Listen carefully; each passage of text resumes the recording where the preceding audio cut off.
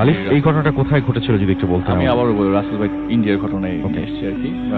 আমি যখন মুকুন্দপুর থেকে আপনার কলকাতার মুকুন্দপুর থেকে যখন মানে মার্কেট স্ট্রিট আর কি কলকাতা শহরের ভেতরে ওই জায়গায় যাই, যাওয়ার পরে একজন লোকের সাথে আমার কথা হয়। আগেও কথা হয়েছিল বাংলাদেশ থেকে, তখন যাওয়ার পর ওনার সাথে ডিরেক্টলি দেখা সাক্ষাৎ হয়। তো সাক্ষাতে তিনি বলেন যে আমি তোমাকে একটা জায়গায় নিয়ে যাব। তো সে নিয়ে যাওয়ার পরে আমাকে যে জায়গার ঘটনা আর কি সেই জায়গায় যখন যাই, তো যার ঘটনা তার কাছ থেকে শুনতে পাই আর কি। তো রুদ্র আগারওয়াল নামে একজন লোক ছিলেন আর কি ওখানে। তো ওনার বাসার ঘটনাটি রাসেল ভাই 21 দিনের টোটাল। তো যেদিন ঘটনাটি ঘটে, এর আগে সবসময় যেরকম লাইফস্টাইল ছিল সেরকমই ছিল নর্মালি সবকিছু। তার ওয়াইফ, তার বড় মেয়ে আছে, মেয়েটি কলেজে পড়তো তখন, আর একটি ছেলে ছিল ক্লাস 4-এ পড়ে। ঘটনাটি শুরু হয় তার মেয়েকে দিয়ে।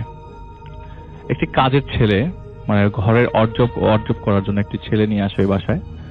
তো ছেলেটাকে অ্যাকচুয়ালি একটা লোক সাজেস্ট করে দেয় ওনাকে তোর বাসায় নিয়ে যাওয়ার জন্য। তো ছেলেটি যেদিন বাসায় আসে ঠিক সেদিন থেকেই রাসেল ভাই ঘটনা শুরু। তো শীতকাল তো তখন, তো রাতের বেলা পড়ছিল মেয়েটি। তো পড়াশোনা করা অবস্থায় পানি খেতে ড্রয়িং রুম মানে ডাইনিং স্পেসে যায়। বাসাটি 4টা বেডরুমের, অনেক বড় বাসা, ওনার নিজের বাসা আর কি। তো ডাইনিং স্পেসে যখন পানি খেতে যায়, পানি খেয়ে আসার পরে যখন পড়তে বসা অবস্থায় দেখে যে খাটের থেকে কে জানি মানে মুভ করছে খাটের মধ্যে। তো তার খাটের দিকেই তার নজর যায়। নজর যাওয়ার পর দেখে যে তার খাটে একজন মানুষ বসে আছে। খুব সিম্পলি জোরে একটা চিৎকার দেওয়া হয়, কিন্তু চিৎকারটা দেওয়ার কারণ হচ্ছে খাটের মধ্যে তার মধ্যে একটি মানুষকে তিনি দেখতে পান, নিজের মতো। আচ্ছা, ওকে। কিন্তু নিজের মতো মানুষকে দেখার পর যখন অজ্ঞান হয়ে যায়, এটি ওই দিনই থেমে থাকেনি। পরের দিনই ঠিক আবারও একই অবস্থায় তিনি ড্রয়িং রুমে মানে টিভি দেখতে যাচ্ছে বিকালবেলা। নর্মালি ড্রয়িং রুমে টিভি দেখতে যাওয়ার পরে দেখে যে ঠিক তার মতোই, সে যেভাবে সোফার উপর বসে ঠিক ওই অবস্থায় বসে আরেকজন তার মতো মানুষ টিভি দেখছে। এক চিৎকারে বাবা মাকে ডাকে। তো ওই মুহূর্তে বাবা মা, ওই দিন আর কি আপনার গভর্নমেন্ট হলিডে, সানডে ছিল। তো বাবা মা দুজনই আসে। ঘটনাটি ঘটে 1997 সালে। আচ্ছা। তো বাবা মা দুজনই আসে। আসার পরে বলে কি হয়েছে, বলে যে আমি আমার মতো একটা মানুষকে দেখতে পেলাম। বলে যে তুমি যা দেখতেছো, এর আগে মাকে একবার শেয়ার করে ঘটনাটা, কিন্তু মা জিনিসটা ওভাবে নেয় না। তো তুমি যা দেখতেছো সেটা খুবই মানে অ্যাবনর্মাল, এবং এটা তুমি জোর দিও না মাথার মধ্যে, তাহলে তুমি একটা সময় বিপদে পড়বা। তো একদিন 2 দিন পরপর 3-4 দিনে একই জিনিস দেখতে পাচ্ছে। বাথরুমের দরজা খুলে বাথরুমে ঢুকবে, দেখে বাথরুমের মধ্যে মাথা চুল আছে তার মতো একটি মানুষ। ডিয়ার লিসেনার, ভূতে প্রেমের বাছাইকৃত পর্বে সকলকে জানাই স্বাগত। চলে আসলাম প্রতিদিনের মতো বাছাইকৃত কিছু ভয়ানক ঘটনা নিয়ে। আপনারা এই ভিডিওর মধ্যে শুনতে পারবেন সবথেকে বাছাই করা ভয়ানক ঘটনা। তবে আপনারা যারা প্রতিনিয়ত এই ধরনের বাছাই করা ঘটনা শুনতে ইচ্ছুক, অবশ্যই এই চ্যানেলটি সাবস্ক্রাইব করে নেবেন, কেননা এই চ্যানেলের মধ্যে প্রতিনিয়ত বাছাইকৃত ভয়ানক ঘটনাগুলো পাবলিশ করা হয়। বেশি কথা বলবো না, সরাসরি চলে যাব ঘটনার মধ্যে। চলুন এই ভিডিওর মধ্যে একটি লাইক দিয়ে আমরা প্রত্যেকটা ঘটনা শেষ পর্যন্ত শুনে আসি। বাচ্চা বারান্দায় গেছে, দেখে যে বারান্দায় গান শুনছে বড় একটা হেডফোনে, তার মতো একটি মানুষ।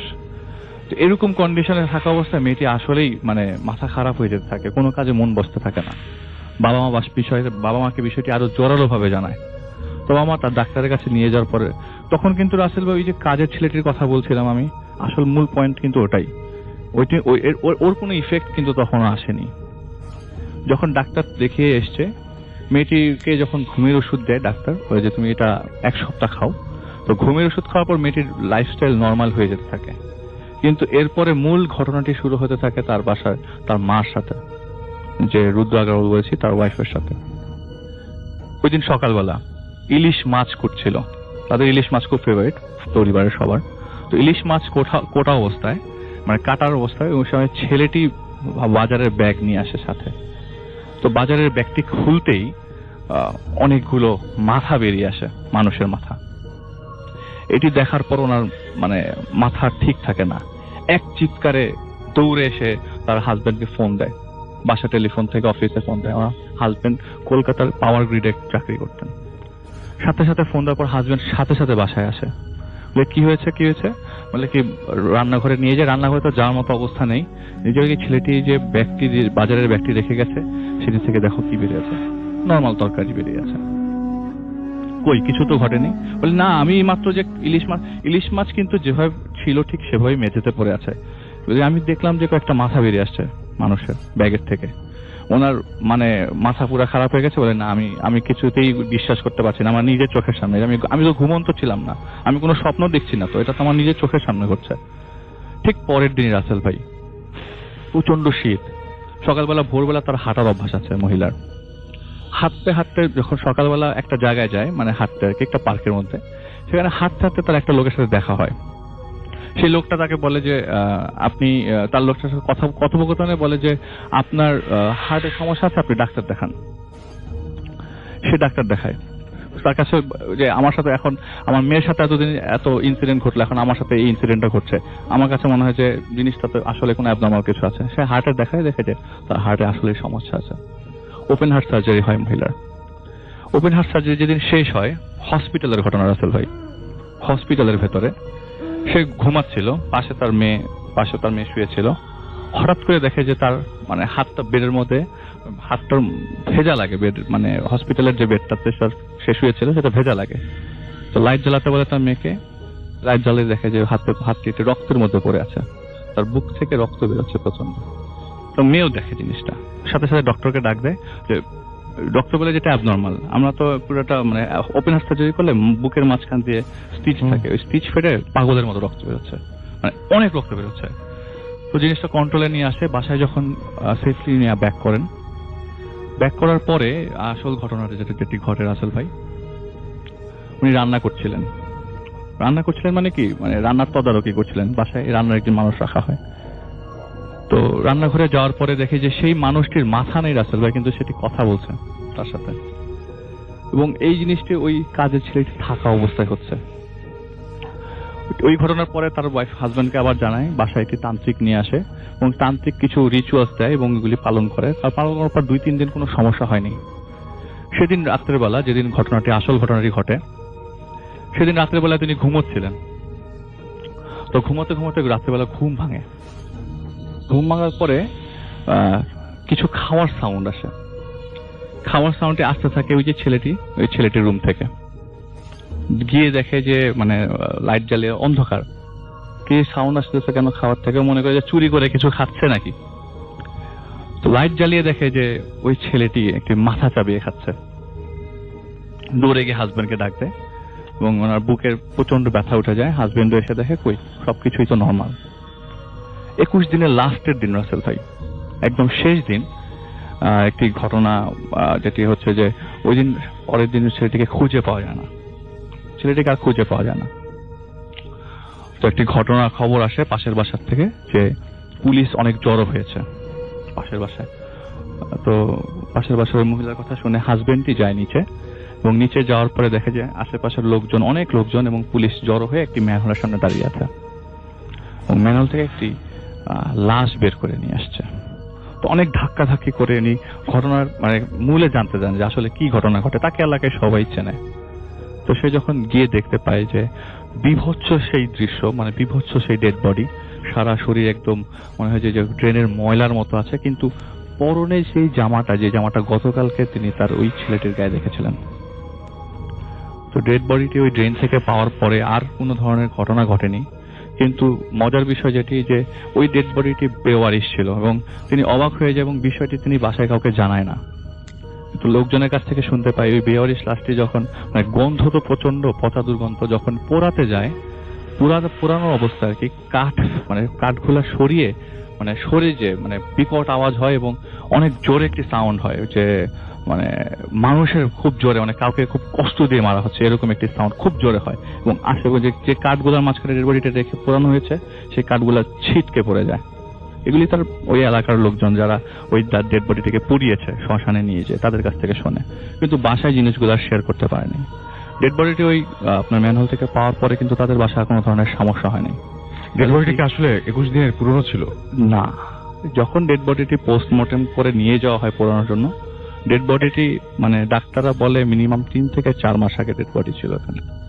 অনেক 21 দিন তাদের সাথে কে ছিল এই যে সেটা হচ্ছে main হচ্ছিল। প্রশ্ন। আচ্ছা, এখন Okay. এটা কি এটারই কোনো ধরনের সংকেত কি যে এখানে ডেড বডিটার কারণে কি তাদের ইফেক্ট করেছে বা কি তাদের সাথে ডেড বডির কোনো রিলেশনশিপ নেই, অথচ তাকে কিন্তু খুঁজে পাওয়া যায়নি যে তাকে সাজেস্ট করেছে এই হুম। যে বাচ্চা ছেলেটাকে রাখার জন্য।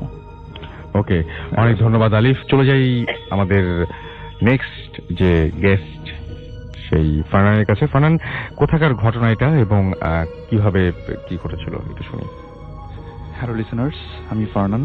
আর রাসেল ভাই, আজকে আমি এখন যে ঘটনাটা শেয়ার করব সেটা মূলত আমার নিজের এক্সপেরিয়েন্স করা। এবং এখানে একটা কথা বলবো, আমি তো অনেক আগে থেকে ভূতের ফিল্মে অনেক ঘটনা শেয়ার করেছি, কিন্তু এই স্পেসিফিক আমার যে নিজের যে এক্সপেরিয়েন্স, এই ঘটনাটা আমি কখনো শেয়ার করিনি। আসলে কখনো আমি ওই সাহসটাই ছিল না শেয়ার করার মতো।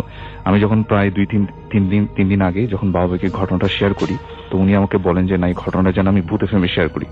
তো দ্যাটস ওয়াই আজকে আমি ঘটনাটা শেয়ার করতেছি ভূতের ফিল্মে। তো আমি ঘটনায় চলে যাই। আমার ঘটনা যেটা, যখন 2007-এ আমি এইচএসসি শেষ করলাম, তখন যেটা হয় যে আমি ইউসিসি একটা ইউনিভার্সিটি ভর্তি কোচিং ছিল ফার্মগেটে, সেখানে ভর্তি হই। এবং কোন একটা পার্সোনাল কারণে যেটা হয় যে আমি আমার যে এই ফার্মগেটের শাখা থেকে ট্রান্সফার হয়ে সাভারের শাখায় ক্লাস করার জন্য যাই। তো দেখা যেত যে আমি আমার পুরান ঢাকা থেকে প্রায় সপ্তাহে 3 দিন ওখানে ক্লাস করতে যেতাম।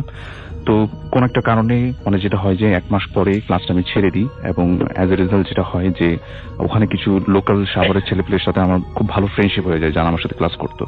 তো এর মধ্যে কয়েকজনের সাথে মোটামুটি আমার প্রায় রেগুলার কন্ট্যাক্ট হতো, কমিউনিকেশন থাকতো। কিন্তু এরপরে যেটা হলো যে 2007 থেকে আস্তে আস্তে 2010-এ আসলাম। তো 2010-এ তখন আমার একজনের সাথে খুব ভালো একটা কন্ট্যাক্ট ছিল। 2010-এ ওই সাভারে থাকতো একটা ছেলে, ও তখন জাহাঙ্গীরনগরে ভর্তি হয়ে যায়। আর তখন আমি আবার এসএসসি-তে ভর্তি হয়ে যাই। তো 2010-এর অক্টোবর 16-এ আমার একটা এক্সাম ছিল। এবং তখন যেটা হতো যে আমি ভোরের দিকে ঘুমাতে যেতাম রাত্রে। তো সেদিন 2010-এর অক্টোবর 14-এ আমি যেটা করি যে ঠিক ভোর 6টার দিকে ঘুমাতে যাই ভোরবেলা। এবং ঠিক সকাল 8:30 থেকে 9টার ভিতরে আমার ঘুমটা ভেঙে যায়, 2 থেকে আড়াই ঘন্টার মধ্যে আমার ঘুমটা ভেঙে যায়। এবং ঘুমটা ভাঙে একটা অদ্ভুত রকমের স্বপ্ন দেখে।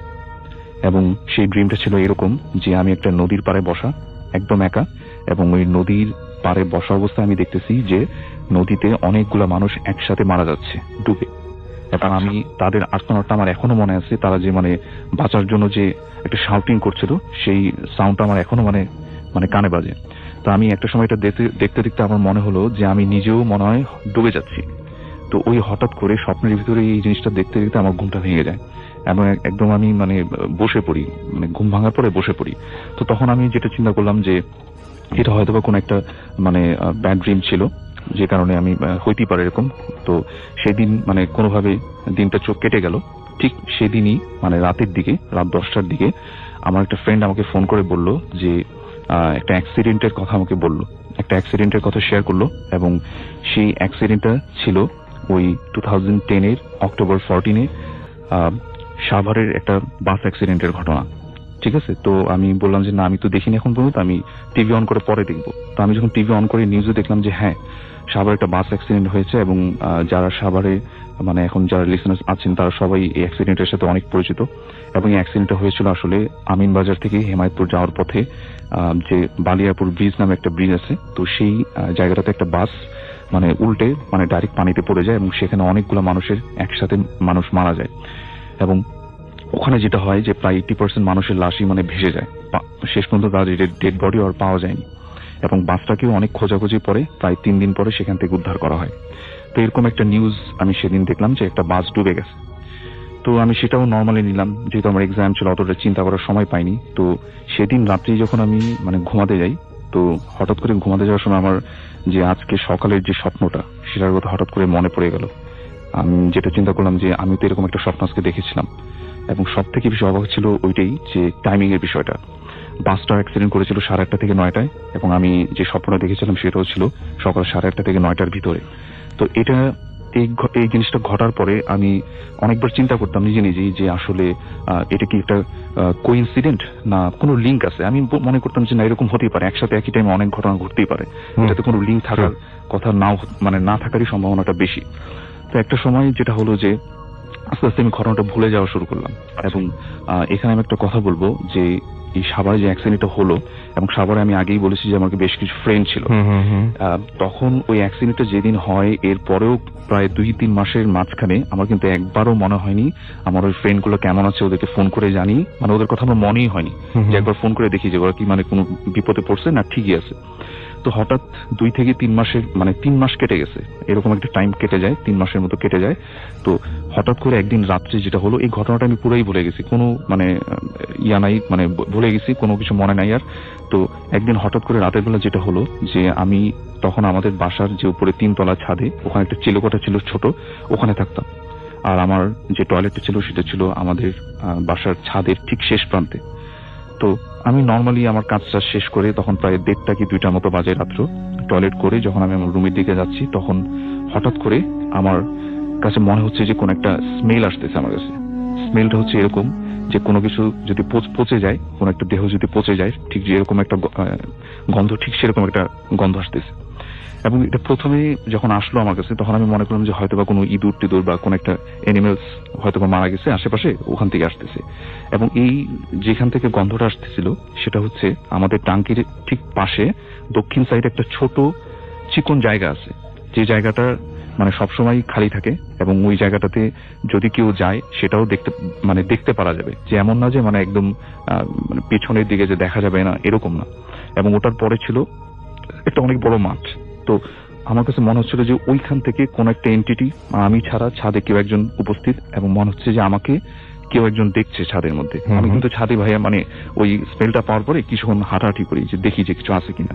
বাট আমার কেন জানি মনে হচ্ছিল যে আমার মানে ছাদের চারিদিক থেকে কেউ একজন আমাকে দেখার চেষ্টা করতেছে বারবার, মানে আমি ছাড়াও কোন একটা এনার্জি ছাদে তখন ছিল এরকম। বাট হঠাৎ করে মানে সাথে সাথে না, মানে কিছুক্ষণ পরে আমার হঠাৎ করে একটা জিনিস হঠাৎ করে মাথায় আসলো, সেটা হচ্ছে যে আমি যে স্মেলটা পেলাম, এই স্মেলটা এর আগেও মানে যেটা আমার আগের একটা এক্সপিরিয়েন্স ছিল, সেটা হচ্ছে যে কোন একটা হিউম্যান বডি যদি পচে যায়, ঠিক যেরকম একটা স্মেল আসবে না, ওটা কিন্তু অন্যান্য সাথে কিন্তু সেম না, আসলে কিছু ডিফারেন্ট থাকে হিউম্যান বডি পচে গেলে। ঠিক ওই হিউম্যান বডি পচে যাওয়ার যে স্মেল, সেই স্মেলটা আমার তখন মনে হয় যে না, এটা তো কোনো একটা হিউম্যান বডি পচে যাওয়ার স্মেল। তখন আমি প্রচুর ভয় পেয়ে গেলাম যে না।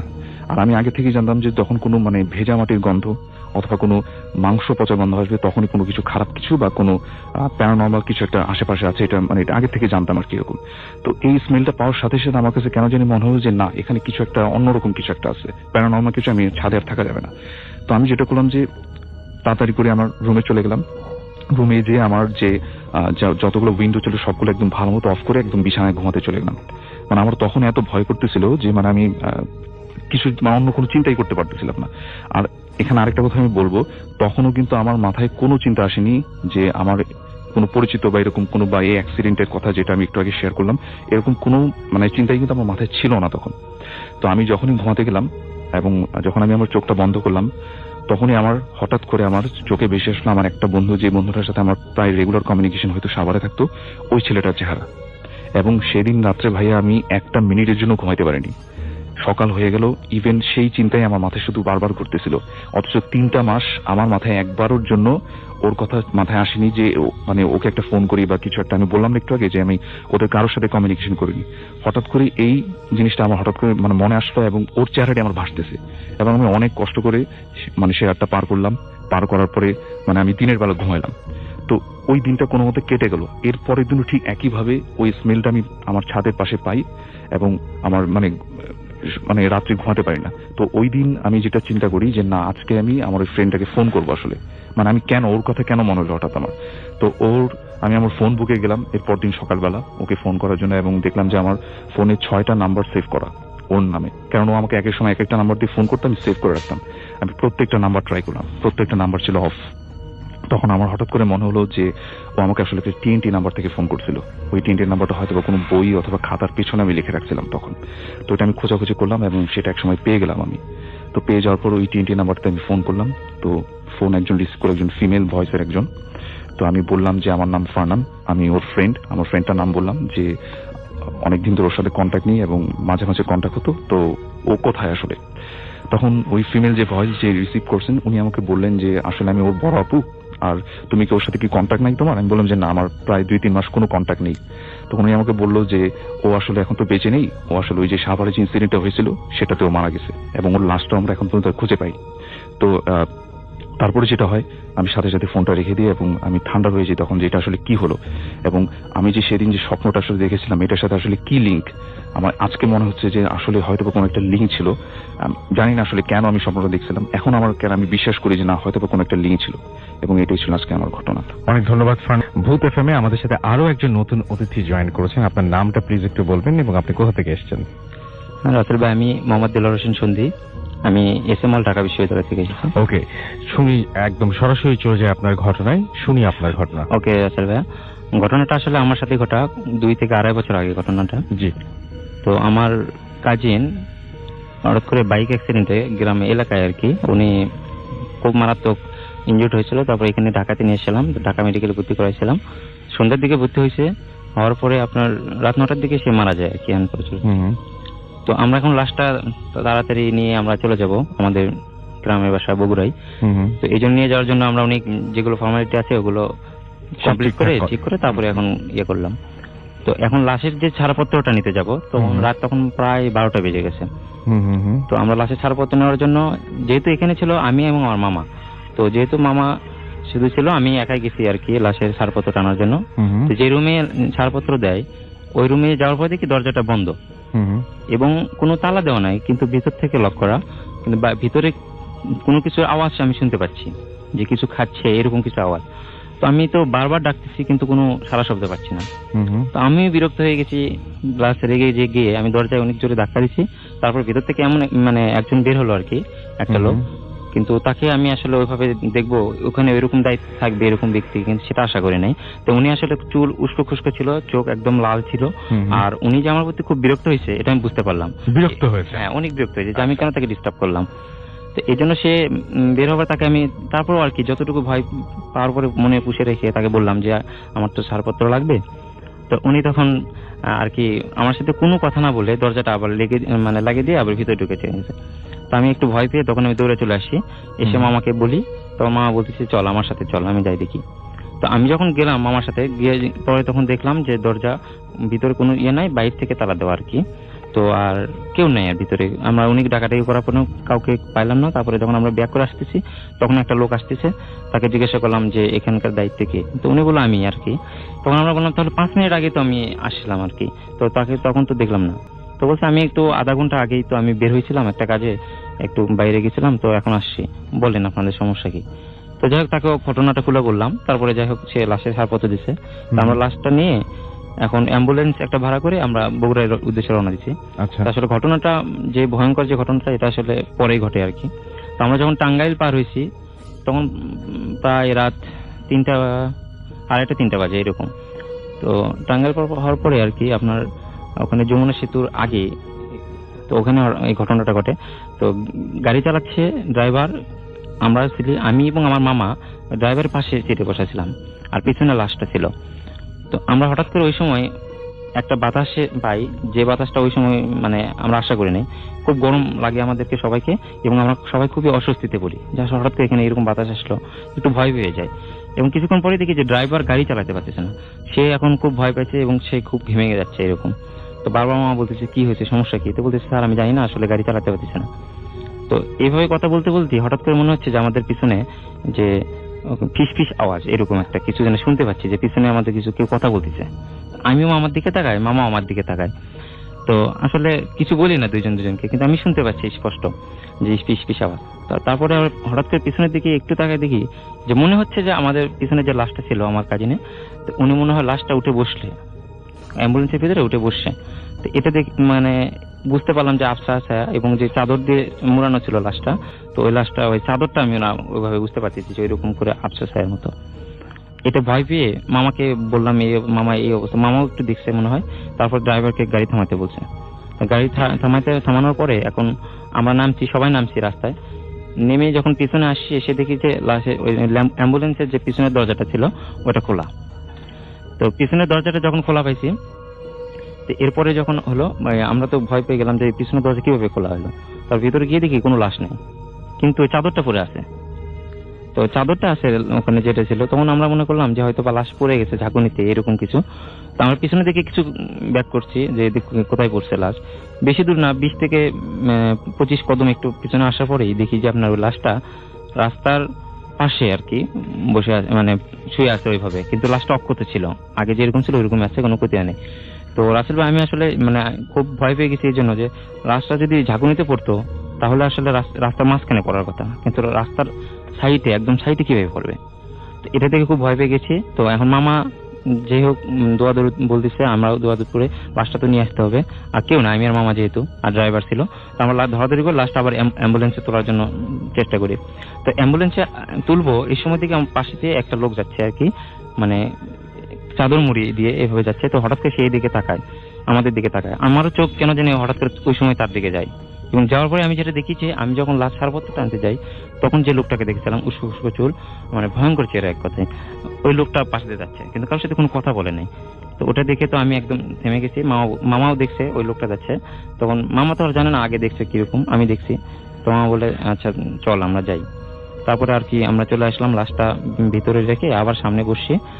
তো আসলে ঘটনা এখানে শেষ হতে পারতো, কিন্তু আসলে শেষে আরো একটু ভয়ঙ্কর কিছু ঘটে। তো আমরা যখন আসি, আমরা বগুড়া থেকে আমাদের এলাকায় যখন যাব, তো ওখানে যাওয়ার সময় রাস্তা এমন একটা জায়গা পার হতে হয় যে রাস্তার দুই পাশেই জঙ্গল, ওই জঙ্গলের মাঝখানে দিয়ে রাস্তা যায় না, সরু রাস্তা একদম, জাস্ট একটা গাড়ি যাবে এরকম। তো আমরা ওখানে আসি এই সময় প্রায় ফজর আজান পড়বে এরকম, 4টা 4:30 বেজে গেছে এরকম টাইমে। তো হঠাৎ করে জঙ্গল ভিতর থেকে দেখি যে হঠাৎ করে একটা কালো বিড়াল বেরোলো, এরপরে এই পাশ থেকে দেখি যে হ্যাঁ একটা কুকুর বেরোলো। এইভাবে হঠাৎ করে দেখতে দেখি যে 15 থেকে 20টা এরকম বিভিন্ন প্রাণী, ওখানে কুকুর, বিড়াল, আরো কি যেগুলো আমরা হয়তো দেখি নাই আগে, পরিচিত ছিলাম না। তো ওখানে এসে রাস্তা এমন ভাবে ব্লক করছে যে আমাদের ড্রাইভারটা গাড়ি থামাতে বাধ্য হয়েছে, যে এখন যাইতে পারতেছি না আমরা, এমন অবস্থা। তো ওখানে আমরা প্রায় 10 মিনিটের মতো ওখানে স্টে করছিলাম, যে আসলে কিভাবে যাব, সামনে তো এতগুলো প্রাণী। তো এখানে হওয়ার পরে মামা খুব দোয়াদুর করতেছে। তারপরে এখন দোয়াদুর পড়তে পড়তে আস্তে আস্তে ফজর আজান দিছে, তখন ওই প্রাণীগুলো মানে তারা নিজেরা আবার চলে গেল ভিতরে, জঙ্গলের ভিতরে চলে গেল। এরপরে মামা বললো, ড্রাইভারকে বললো আচ্ছা ঠিক আছে তাহলে তুমি চলো। তারপর আমরা এসে আসলে তারপর লাশ দাফন টাফন করে ভালো করে ইয়া করা হয়েছে। এরপরে আর আসলে ওইরকম ঘটনা ঘটেনি। অনেক ধন্যবাদ আপনাকে। আমরা চলে যাবো আমাদের পরবর্তী ঘটনায়, সময় খুবই কম আমাদের হাতে আসলে। তো আমরা পরবর্তী ঘটনায় যাচ্ছি। আমাদের পরবর্তী অতিথি, আপনার নামটা প্লিজ একটু আরো একবার বলবেন এবং তারপর আপনার ঘটনায় চলে যাবেন। আসসালামু আলাইকুম, আমি তানভীর বলছি, এসেছি সেন্ট্রাল রোড থেকে। এখন যে ঘটনাটি আমি শেয়ার করব সেটি আমার ওয়াইফের ফুফাতো বোনের হাজবেন্ডের সাথে ঘটেছিল 1989 সালের দিকে। তো ঘটনা শুরু করার আগে আমি কয়েকটি শব্দ হাইলাইট করছি। 3 রাস্তার মোড়, বটগাছ, কালী মন্দির। আমি ঘটনাটি ওনার মতো করে শেয়ার করছি। একবার ব্যবসার কাজে আমি ঢাকা আসি এবং সারাদিন কাজ করে ঠিক সন্ধ্যা 7:30টার দিকে আমি বাসে চড়ি। আমার গন্তব্য হচ্ছে টাঙ্গাইল। সেখান থেকে আমি করটিয়াতে নামবো এবং সেখান থেকে আমি বাসাইল যাব। বাসাইল আমার বাড়ি। তো বাস যথারীতি রওনা দেয়, 2-2.5 ঘন্টা জার্নি। তো ঘন্টাখানেক যাওয়ার পরে হঠাৎ করে রাস্তায় বাসটি বিকল হয়ে যায় এবং 2 থেকে 2.5 ঘন্টা আরো সময় বেশি লাগে বাসটি ঠিক হতে। ঠিক 12:30টার দিকে আমি যখন করটিয়া নামি, নেমে দেখি যে ওখান থেকে বাসাইলে যাওয়ার মতো কোনো যানবাহন নেই। রাস্তাটি তখন ইট বেছানো ছিল, সো রিক্সা এবং টেম্পো ছাড়া কিছু চলতো না। এত রাত্রেবেলা আমি একা এখানে দাঁড়িয়ে আছি, কিভাবে যাব সেটা ভেবে পাচ্ছি না। তো যেহেতু কিছু করার নেই, আমি হেঁটে রওনা দিলাম। তো আমি যাচ্ছি, গন্তব্য আমার প্রায় 5 থেকে 7 কিলোমিটার। তো আমি 5 কিলোমিটার অলরেডি চলে এসেছি। সামনে সেই বটগাছ এবং 3 রাস্তার মোড়টি পড়বে। তো আমি যখন 3 রাস্তার মোড়ে কাছাকাছি চলে আসি, বটগাছটার কাছাকাছি যখন আমি চলে আসি, পাশে কালী মন্দির, আমি খেয়াল করলাম যে বটগাছের মধ্যে কি যেন একটা ঝুলছে রাস্তার উপরে। সাধারণত বটগাছে বাকল থাকে, তো সেটা হতে পারে। তো আমি একটু ভয় পেলাম, তারপরও আমি এগিয়ে যাচ্ছি। আর একটু যখন কাছে আসি তখন আমি খেয়াল করলাম যে আসলে যে বাকলগুলো যেগুলো আছে সেগুলো থেকে এটা একটু ভিন্ন এবং হাতের মতো কোনো কিছু একটা লাগছে। আমি আরো কাছে এগিয়ে যাই এবং দেখি যে দুটো হাত ঝুলছে। আমি প্রচন্ড ভয় পাই। আরো কাছে যখন আমি যাই তখন দেখি যে হাত দুটো নেড়ে আমার দিকে ধেয়ে আসছে লম্বা হয়ে আমাকে ধরার জন্য। বাঁদিকে যে রাস্তাটা আছে সেই রাস্তা দিয়ে আমি সোজা একটি দৌড় দিই, দিক বিদিক শূন্য ভয়ে, প্রচন্ড ভয়ে। কিছু দূর যাওয়ার পরে আমি একটা বাড়ি দেখতে পাই এবং সেখানে কাছাকাছি পৌঁছানোর পরে যে খড়ের যে স্তূপ করা থাকে সেখানে পড়ে যায়। তো পড়ে যাওয়ার সময় আমি চিৎকার করছিলাম যে বাঁচাও বাঁচাও। তো হঠাৎ দেখি যে একটি লোক এগিয়ে আসলো আমার দিকে, আমাকে জিজ্ঞেস করলো যে কি হয়েছে। তো আমি ওনাকে দেখে একটু স্বস্তি পাই এবং ওনাকে বলি যে ভাই আমি ভয় পেয়েছি প্রচন্ড, আমাকে একটু পানি খাওয়ানো যাবে? তো বললো ঠিক আছে পানি খাওয়াবো, কিন্তু আপনি হয়েছেটা কি একটু বলবেন? আমি বললাম যে আমি ভয় পেয়েছি, বট গাছের ওখানে দুটো হাত আমি দেখতে পেয়েছি এবং একটা শব্দ আমি পেয়েছি, বিদ্যুপাত্মক একটা হাসি শব্দ। তো লোকটি বলল যে আপনি হাত দেখেছেন, কিরকম হাত? তো আমি বললাম যে হাত দুটো খুব লম্বা হয়ে আমার দিকে আসছে। লোকটি তখন আমার দিকে তাকিয়ে বলল দেখেন তো এইরকম কিনা। আমি দেখলাম যে দুপাশে উনি হাতটি প্রসারিত করে দিচ্ছেন এবং হাতটি লম্বা হয়ে যাচ্ছে। তার চোখ টকটকে লাল, মুখে সেই বিদ্যুপাত্মক হাসি। আমি আর সহ্য করতে পারিনি, সাথে সাথে জ্ঞান হারালাম। পরের দিন সকালবেলা আমাকে উদ্ধার করা হয় এবং আমি দীর্ঘ মাসখানেক অসুস্থ ছিলাম এবং তারপরে ধীরে ধীরে আমি সুস্থ হই। সেই বটগাছটা এখন আর নেই এবং রাস্তাটাও এখন পাকা হয়ে গিয়েছে, প্রচুর যানবাহন চলে। কিন্তু আমার স্মৃতি থেকে এই ঘটনাটি এখনো মুছে যায়নি। ধন্যবাদ রাসেল ভাই। অনেক ধন্যবাদ আপনাকে। এটা চলে যাচ্ছে আবারও বাবু ভাইয়ের কাছে এবং আমাদের টাইম যেহেতু কম, অনেকের SMS, অনেকের কমেন্ট মিস করতে হচ্ছে আজকে। বাবু ভাই আপনার লাস্ট ঘটনাটা শুনে ফেলি, হাতে সময় খুব কম। এই কাহিনীটা এসছে হচ্ছে আপনার ইন্ডিয়ার আসাম থেকে, ধুবড়ি নামে একটা সিটি। ছেলেটা বলেছে ওর নাম হচ্ছে আসিফ। তো আসিফ মুস্তাফা, তো ওর বয়স বেশি না, হি ইজ অনলি 17। ওর কাহিনীটা হচ্ছে ওর 12 বছর বয়সের সময়কার কাহিনী। তো ওই সময় ওরা নাকি একটা বাড়িতে মুভ করে যখন ওর বয়স 12। বাড়িটা ছিল বেশ পুরনো, কিন্তু বাড়ি সম্পর্কে এমন কোনো মানে কথা প্রচলিত নাই যে বাড়িটার মধ্যে হন্টেড কিছু আছে বা সামথিং। তো বেশ পুরনো বাসা, এবং ওই বাসায় যখন থাকা শুরু করে প্রথম কিছুদিন নর্মালি নাকি থেকেছে, কিছুই দেখেনি। তো অল অফ এ সাডেন একদিন রাতের বেলা ও শুয়ে আছে, মুখের উপর চাদর দেওয়া, প্রায় মুখের কাছাকাছি বুকের উপর চাদর টানা। হঠাৎ করে চোখ মেলে দেখে যে একটা বুড়ি দাঁড়িয়ে আছে, বুড়ো একটা মহিলা, এবং সে সাদা শাড়ি পরা একটা বুড়া মহিলা তাকে আছে। এবং সে দেখার সাথে সাথে প্রচন্ড ভয় পায় এবং তার শরীরটা আপনার স্টিফ হয়ে যায়, নড়তে চড়তে পারে না একদম। তো এটাতে সে খুব স্টিফ হয়ে যায়, কথা বলার চেষ্টা করে, যেটাকে আমরা স্লিপ প্যারালিসিস বলি। হ্যাঁ, থিংস লাইক দ্যাট। আচ্ছা, তো এরকম হয়, নড়তে তো পারে না। একসময় সে ওই অবস্থায় ঘুমিয়ে যায়, সকালে ঘুম ভাঙে এবং সে ফিল করে যে এখন সে মানে ভালো আছে। বাট রাতের স্মৃতিটা ওর মনে খুব ভয় দাগ কেটে যায় আর কি। তো এরপরে একদিন ও এরকম আপনার শুয়ে আছে বাসায়, রাতের বেলা ঘুমিয়ে পড়ে, ওর আব্বু টিভি দেখছিল। তো অল অফ এ সাডেন যেটা হয়, প্রচন্ড পেইন নিয়ে ঘুম থেকে ওঠে, হঠাৎ করে মনে হয় প্রচন্ড, হঠাৎ করে ধাক্কা এবং ব্যথা। আচ্ছা, তো যেটা ফিল হয় যে তার গায়ের মধ্যে ফ্যানটা খুলে পড়ছে, সিলিং ফ্যানটা, এবং কিছু অংশ তার নাকি বুকের ডান দিকে ঢুকে গেছে হালকা।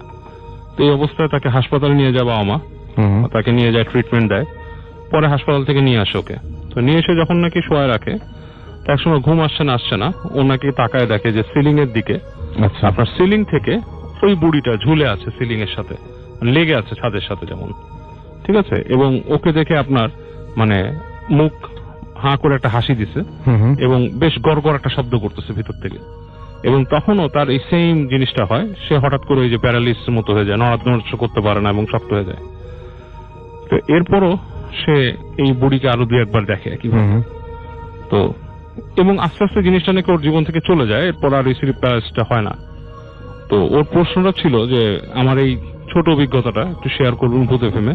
আর একটা প্রশ্ন ছিল যে আসলে কি এটা স্লিপ প্যারালিসিস বা এরকম কি হতেই পারে, কিন্তু তাহলে বুড়িটাকে কেন দেখলাম একদম, এবং ফ্যানটা কেন খুলে পড়লাম আমার বুকের উপরে?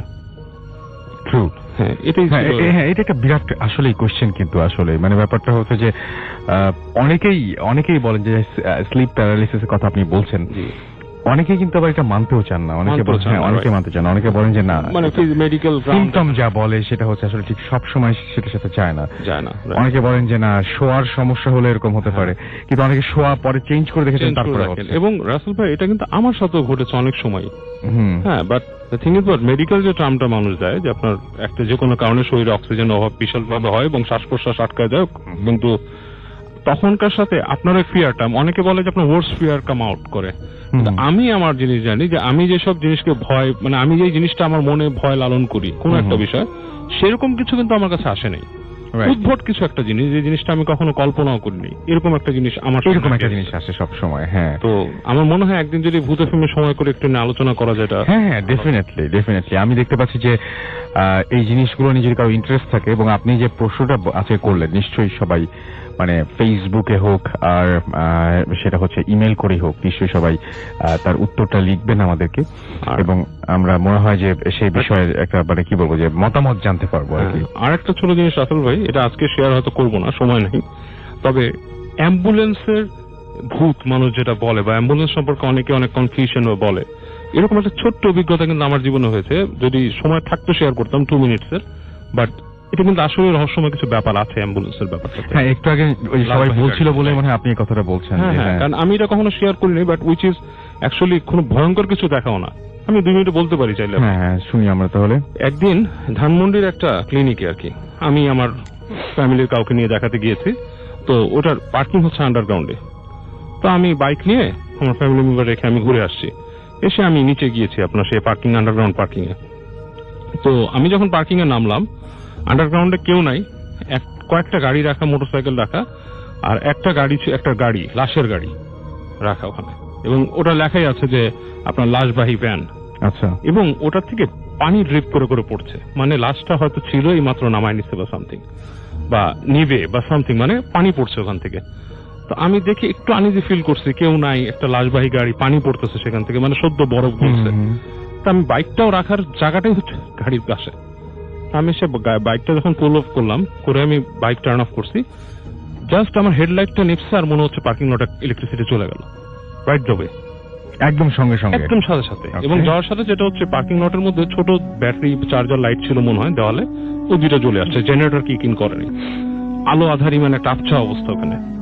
এবং আমার একটু মানে গায়ের লোম দাঁড়ায় গেছে। আমি যখন বাইকটাকে পার্ক করে, বাইকটাকে আপনার ঘাট লক করে যখন নামছি, আমি দেখলাম রাসেল ভাই ওই লাশের গাড়ির নিচে একটা কালো বিড়াল, এবং মানে বিড়ালটা এত, আসলে মানে একটা বিড়াল কিন্তু এত ভয় লাগতেছে দেখে, মানে আপনি it would look simply different. এবং আমি যখন তাকে একটা মানে ঈদ করলাম সরার জন্য, জাস্ট একটা মনে করেন যে এরকম করলাম, হ্যাঁ, বিড়ালটা কি করলো যেন হাঁ করে এরকম মেয়াও করলো, যে ওর দাঁতগুলো সাদা দেখা যাচ্ছে, এবং সে ভয় পায়নি। এবং within like few seconds generator kick in করলো, বিড়ালটাকে আমরা দেখলাম না, বিড়ালটা খুব দ্রুত এখান থেকে ডিসঅ্যাপিয়ার করছে। সো আমার কাছে মনে হলো যে কিছু একটা, আমার শরীর ভারী হয়ে গেছিল ওখানে। I just moved out. হ্যাঁ, সেটাই আমার কাছে যেটা আমার কাছে মনে হয় যে আসলে ব্যাপারটা হচ্ছে কি যে আমরা এই যে জিনিসগুলো প্রমাণ করা যায়, বা যে জিনিসগুলো মানে সায়েন্স যদি হতো, তাহলে সায়েন্সে একই ধরনের ঘটনা বারবার ঘটে, সেটা হচ্ছে সেভাবেই তখন বলা হয় হ্যাঁ একটা ঘটনা মানে বারবার ঘটতে হবে। সরাসরি এখন চলে যাব আমাদের পরবর্তী ঘটনায়, আমাদের পরবর্তী অতিথির কাছে, এবং আপনার নামটা প্লিজ একটু বলবেন, এবং আপনি কোথা থেকে এসেছেন যদি একটু বলতেন। হ্যালো গাইস, আমি মোহাম্মদ সোহানুর রহমান সোহান, আমি মিরপুর 14 নম্বর থেকে এসেছি। আমাদের ঘটনাটা হচ্ছে টাঙ্গাইল মির্জাপুর নামক একটা গ্রামে। তো আজ থেকে প্রায় 2 মাস আগে আমরা ফ্রেন্ডরা মিলে প্ল্যান করি যে আমরা মির্জাপুর ঘুরতে যাব। তো ওখানে আমরা আমাদের এক ছোট ভাই, ওদের বাংলো বাড়ি আছে, তো ওদের বাড়িতে আমরা ঘুরতে যাওয়ার জন্য প্ল্যান করি। তো আমরা ঢাকা থেকে সবাই রওনা দিই। তো আমরা মির্জাপুর প্রায় 10টা সাড়ে 10টার মতো আমাদের সময় লাগে পৌঁছাতে। তো আমরা সবাই ওই দিন রাতের বেলায় খাবার দাবার শেষ করে সবাই একসাথে বসে গল্প করছি। তো ওদের বাড়ির সামনে যে পুকুর পাড়ে সবাই একসাথে বসে গল্প করছি। তো রাসেল ভাই ভালো করেই জানেন, একসাথে ইয়াং বয়সের কয়েকজন ছেলে থাকলে যে কোনো ব্যাপার নিয়ে আলাপ হলে কিছু না কিছু প্যারানর্মাল অ্যাক্টিভিটিস, এই টাইপের কোনো বিষয় নিয়ে হালকা কথাবার্তা হয়। তো আমি ওদেরকে হঠাৎ করে কথাবার্তার এক পর্যায়ে বললাম যে আসলে সবসময় আমরা রেডিওতে মানুষের মুখে ভূতে ফেমে সবসময় এই ধরনের ঘটনা শুনি, আজকের চলো আমরা নিজেরাই কিছু একটা এক্সপিরিয়েন্স করি। তো আমার কথা শুনে আমার সব ফ্রেন্ডরা তারাও রাজি হয়, এবং আমার ওইখানের যে ছোট ভাই সেও বলে যে তাদের এখানে একটা শ্মশান ঘাট আছে, ঘাটটার নাম হচ্ছে চুনাতি ঘাট। এবং এখন যারা টাঙ্গাইলের লিসেনার আছে তারাও ভালো করে জানে এখানকার সম্পর্কে, এবং টাঙ্গাইল মির্জাপুরের ওইখানের যারা, তারা প্রতিদিনই নিত্য কোনো না কোনো ঘটনার সাথে তারা এক্সপিরিয়েন্সের শিকার হচ্ছে। তারা ভালো করেই জানে ওই শ্মশান ঘাটকে নিয়ে বহুত ধরনের ঘটনা প্রচলিত এখানকার মানুষের মুখে। তো যাই হোক, আমি সরাসরি আমার ঘটনায় চলে যাচ্ছি। তো আমরা টোটাল 8 জন, এর ভিতরে আমাদের সাথে একজন ছোট ভাই ছিল। তো ও বারবারই বলছিল যে ভাইয়া আমাকে নিয়েন না, কারণ ওর উপর নাকি জিনের আসর আছে। ওর সম্পর্কে একটু বলে নেওয়া ভালো। ওর সাথে কুফরি কালাম, মানে যেটাকে বলা হয় ব্ল্যাক ম্যাজিক, এই টাইপের কিছু একটা ওর সাথে হয়েছিল। ওর নিজের ছোট ভাইকে ওর বাসা ছাদের থেকে ধাক্কা দিয়ে ফেলে দিয়েছিল। তো ওর সাথে এই টাইপের অনেক ঘটনাই আছে। এই কারণে ওই সমস্ত জিনিস খুব ভয় পায়। ও বারবারই বলছিল যে ভাই আমি এই সমস্ত জিনিস খুব ভয় পাই, দয়া করে আমাকে নিয়েন না, নিলে আপনাদেরই পরে পস্তাইতে হবে। যাই হোক, আমরা সবাই ওকে জোর করে নিয়ে যাই। এটাই ছিল আমাদের জীবনের সব থেকে বড় ভুল। ওর কথা আমাদের শোনা উচিত ছিল। যাই হোক, ও ছোট মানুষ, আমাদের সবার কথার রাখার জন্য ও আমাদের সাথে যাওয়ার জন্য রাজি হয়। তো আমরা এভাবে 5-10 মিনিট হাঁটাহাঁটি করার পর আমরা ওই শ্মশান ঘাটে যাওয়ার আগে, যেটা আমার আগে বলা দরকার ছিল, আমি বলতে ভুলে গিয়েছি, ওখানে একটা খাল পড়ে। খালটা একটা সাঁকোর মাধ্যমে পার হতে হয়। ওইখানে একটা আপনার কলেজ আছে, কলেজটার নাম হচ্ছে ভারতশ্রী হোমস। ওই কলেজের বাম পাশে হচ্ছে আপনার লাশঘর, যাকে বলা হয় মর্গ। ওখানে কোনো মানুষ মারা গেলে সেই লাশগুলো ওখানে রাখা হয়, এবং হাতের ডান পাশ দিয়েই আপনার নদীর পাশ দিয়ে বয়ে গেছে হচ্ছে আপনার শ্মশান ঘাট। হ্যাঁ, যেটা আমি আগে বলছি, শ্মশান ঘাটটার নাম হচ্ছে চুনাতি ঘাট। সবাই এখানে চুনাতি ঘাট নামেই বলে শ্মশান ঘাটটা সবাই চিনে। তো আমরা মনের ভিতরে অনেক সাহস এবং অনেক জিদ, পাশাপাশি খুব ভয়ও কাজ করতেছিল, কারণ এরকম একটা জ্যোৎস্না রাত, এরকম একটা পরিবেশ আসলে বলে বোঝানো যাবে না। তখনকার রাতের পরিবেশটা দূরের থেকে যখনই আমরা শ্মশান ঘাটটা দেখতে পাই, তখনই আমাদের মনের ভিতরে এমন একটা ভয়াবহ একটা অবস্থা সবার মনের ভিতরে সাড়া দেয় যে আসলে না জানি ওখানে যাওয়ার পরে আসলে কি হবে আমাদের ভিতরে। তারপরও সবার মনের ভিতরে একটা জিদ ছিল যে কি হয় আমরা দেখব। তো আমরা শ্মশান ঘাটের ভিতরে আমরা প্রবেশ করি। এভাবে 5 মিনিট হাঁটাহাঁটি করার পরে আমরা মেন যে কালী মন্দির, যেটার সামনে লাশ পুরো আর কি, সেটার সামনে পৌঁছে যাই। ওটার পাশে হচ্ছে ঘাট। ঘাটে এখানে সবসময় একটা নৌকা রাখা থাকে। তো আমরা সবাই ওই নৌকার উপরে যেয়ে বসি। তো আমার ছোট ভাই নৌকার উপরে বসে কতগুলো কথা আমাদেরকে বলে দিয়েছিল যে এখান থেকে যাওয়ার সময় যদি আমাদের নাম ধরে যদি কেউ পিছন থেকে যদি ডাক দেয়, আমরা যেন পিছনে ফিরে না তাকাই। যদি তাকাই, যে তাকাবে তারও ক্ষতি হবে, এবং তার পাশাপাশি আমরা যারা আছি সবারই আর কি ক্ষতি হবে। তো এরকম আরো বিভিন্ন বিষয় নিয়ে কথাবার্তা হচ্ছে।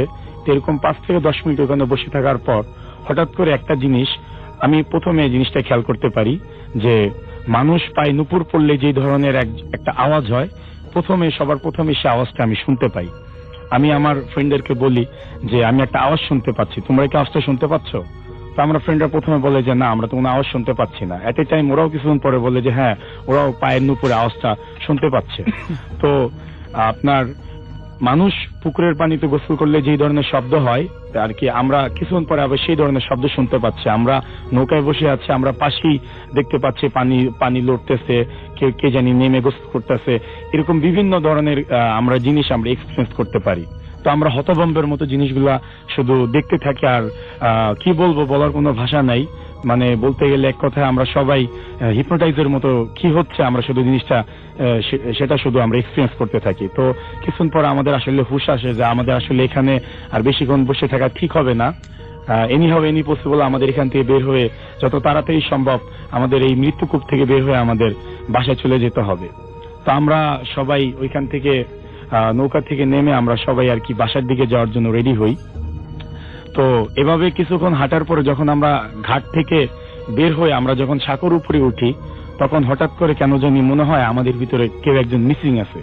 তো আমি হঠাৎ করে পিছে তাকিয়ে দেখি যে আমরা ছিলাম 8 জন, আমরা 7 জন আছি, আমাদের ভিতরে একজন নেই। তখন আমার বুঝার আর বাকি নেই, সে একজন হচ্ছে আমার সেই ছোট ভাই, যে আমাকে বারবার বাধা দিয়েছিল যে ভাই আমাকে নিয়ে যেয়ে না, আমার উপর জিনের আসর আছে, নিয়ে গেলে প্রবলেম হবে। তো বিশ্বাস করেন রাসেল ভাই, একটা সেকেন্ড চোখের পানি আমরা কেউ ধরে রাখতে পারি নাই। সবাই আমরা বাচ্চা ছেলেদের মতো কান্নাকাটি শুরু করে দিই। আমার ফ্রেন্ডরা রীতিমতো আমাকে গালাগালি শুরু করে যে ওর এই অবস্থা আমার জন্য। তা আমি নিজের ভুল নিজের কাছে খুব অপরাধী মনে হচ্ছিল। আমি বললাম যে আচ্ছা ঠিক আছে, তোর এখানেই দাঁড়া, আমি ভিতরে গিয়ে দেখে আসি ওর কি অবস্থা। এই কথা বলার পর ওরা আমাকে আরো বেশি গালাগালি শুরু করতে থাকে, বলে যে না, ওরা কোনো অবস্থাতেই আমাকে একা যেতে দিবে না। ওরা আমাকে নিয়ে প্রথমে আমার সে ছোট ভাই যাদের বাসায় আমরা স্টে করি সে বাসায় যায়, গিয়ে ওদের প্যারেন্টসকে ডাকাডাকি করে ওদেরকে পুরো ব্যাপারটা খুলে বলে। তো ওদের প্যারেন্টস তো আমাদের সবাইকে প্রচুর পরিমাণে বকাঝোকা, মানে বড়রা শাসন করলে যেরকম হয় সেরকম একটা অবস্থা বলতেছে আমার সে ছোট ভাইকে যে ওরা তো ঢাকা থেকে আসছে, ওরা এই ঘাট সম্বন্ধে কিছু জানে না, কিন্তু তুই তো এখানকার, তুই তো জানো যে এই ঘাট সম্বন্ধে অনেক হিস্টোরি আছে, এখানে অনেক খারাপ কিছু আছে, তুই জেনে শুনে এত রাতের বেলায় কিভাবে ওদেরকে নিয়ে গেলি? এখন ওই ছেলেটার যদি কিছু হয় ওর বাবা মার কাছে ওরা ঢাকায় গিয়ে কি জবাব দিবে? তো যাই হোক, আমরা সবাই হাতে টর্চ নিয়ে বের হয়ে যাই। তো আমরা কিছুক্ষণ পরে আবার সেই শ্মশান ঘাটে ফিরে আসি ওকে খোঁজার জন্য। এভাবে অনেকক্ষণ খোঁজাখুঁজি করার পরে আমরা সেই কালী মন্দিরের সামনে আবার চলে আসি। কালী মন্দিরের সামনে এসে আমরা যখন আমাদের চোখ যখন সেই ঘাটের নৌকার উপরে পড়ে, আমরা দেখি সেই নৌকার উপরে আমাদের সেই ছোট ভাই সে শুয়ে আছে। আমরা দৌড়াদৌড়ি করে গিয়ে ওর চোখে পানির ঝাপটা দিয়ে, কিন্তু ওর কোনো জ্ঞান আসে না। তো আমরা সবাই মিলে ওকে ধরে বাসায় নিয়ে যাই। বাসায় নিয়ে অনেক ডাকাডাকি করি, চোখ মুখে অনেক পানির ঝাপটা দিই, কিন্তু রাসেল ভাই ওর তখনও জ্ঞান আর কি আসে নাই। তো তারপরের দিন সকালবেলায় আমরা ওকে ঢাকা নিয়ে আসি। ঢাকা নিয়ে এসে আমরা ওকে হসপিটালে ভর্তি করি। ওর বাবা মা ব্যাপারটা জানতে পারে। 3 দিন পরে রাসেল ভাই ওর জ্ঞান আসে, কিন্তু তখন ও কথা বলার মতো ওর পরিস্থিতি ছিল না। দীর্ঘ এক মাস ওর চিকিৎসা করার পর ওর যখন হালকা হালকা কথা বলার মতো ওর যখন পরিস্থিতি হয়, তখন ওর মুখ থেকে আমরা যখন পুরো ঘটনাটা শুনতে পাই, বিশ্বাস করেন আসলে আমরা এটা কোনো অংশে মানে ছবির কোনো কাহিনী থেকে কম না। আমরা ওর মুখ থেকে যখন ঘটনাগুলো শুনি, আমরা রীতিমতো আমরা নিজেরাই মানে এমন একটা অবস্থায় গিয়েছিল যে আসলে এরকম একটা ঘটনার শিকার যে হতে হবে এটা আমরা আসলে জানতাম না। ওর মুখ থেকে আমরা যেরকম শুনতে পাই আমি ঠিক সেভাবেই বলছি খুব সংক্ষেপে। ও বলে যে যখন আমরা ওইখান থেকে আমাদের বাড়ি ফেরার পথে আমরা যখন রওনা দিই, তখন ওর নাম ধরে কে যেন পিছন থেকে ডাক দেয়। আমি একটা কথা আগেই বলেছিলাম রাসেল ভাই, যে আমার ছোট ভাই আগেই বলে দিয়েছিল যে বাসা যাওয়ার পথে কেউ যদি আমাদের নাম ধরে যদি ডাক দেয় দয়া করে কেউ পিছে তাকাবেন না। কিন্তু আমার ওই ছোট ভাই এটাই ভুল করে ফেলে, ওর নাম ধরে যখন ডাক দেয় ও পিছে তাকায় দেখে যে আমি না কেউ কি পিছন দিক থেকে আমি যে ডাকতেছি যে ফয়সাল এদিকায়। তো মানুষ হিপনোটাইজ হয়ে গেলে আর কি ঠিক যেমন হয়, ওই হিপনোটাইজের মতো আমার ডাকে সাড়া দিতে দিতে আমি যেদিকে যাই ও নাকি আমার পিছে নাকি আসতে থাকে। তা আমি নাকি ওকে সেই কালী মন্দিরের ঘাটের পারে নাকি আমি ওকে নিয়ে যাওয়ার পর হঠাৎ করে ওইখানে ওর হুশ আসার পর ও যখন দেখতে পারে যে ও এখানে কিভাবে আসলো, ও জীবনের সর্বোচ্চ শক্তি দিয়ে ওখান থেকে পালায় যাওয়ার চেষ্টা করে, কিন্তু ওর পা ওইখান থেকে এক বিন্দু মাত্র লড়লো না। ওর জীবনের সর্বোচ্চ শক্তি দিয়ে গলা চেঁচিয়ে আমাদেরকে ডাকার চেষ্টা করে, কিন্তু ওর গলা থেকে এক বিন্দু মাত্র আওয়াজও বের হয় নাই। তো ও রীতিমতো সেন্সলেস হয়ে পড়ে যায় পরিস্থিতি শিকার হয়ে। তো তারপরেই তো আমরা আর কি ওকে ওইখান থেকে ওই অবস্থায় ওকে পাই। তো এই ছিল রাসেল ভাই আমার ঘটনা। আশা করি সবার ভালো লাগবে। ধন্যবাদ। অনেক ধন্যবাদ আপনাকে। আমরা সরাসরি চলে যাব আমাদের পরবর্তী ঘটনায়, আমাদের পরবর্তী অতিথির কাছে। আপনার নামটা প্লিজ একটু বলবেন, তারপর আপনার ঘটনাটা আমরা শুনবো। হাই লিসেনার, আমি উত্তম, সাভার থেকে এসেছি। শুনি আপনার ঘটনা। সরাসরি রাসেল ভাই ঘটনায় চলে যাই। ঘটনাটি মূলত আমার সাথে ঘটে 1996 কি 97 সালের দিকে, এবং ঘটনাটি যে জায়গায় ঘটে সেটি হচ্ছে ঘোড়াশাল ইউরিয়া সার কারখানা একটি কলোনির ভেতরে। তো আমার জন্ম সেখানেই হয়েছে, বাবা সেখানে চাকরি করতেন। তো সেই সুবাদে সেখানেই জন্ম এবং সেখানেই আমার বেড়ে ওঠা। তো সেই কলোনির মধ্যে যে বিল্ডিংটাতে থাকতাম সেই বিল্ডিং এই আর কি ঘটনাটি ঘটে, এবং প্রত্যক্ষভাবে আমি অবলোকন করি, এবং আমার পরিবারের সাথে ঘটনাটি ঘটে যায়।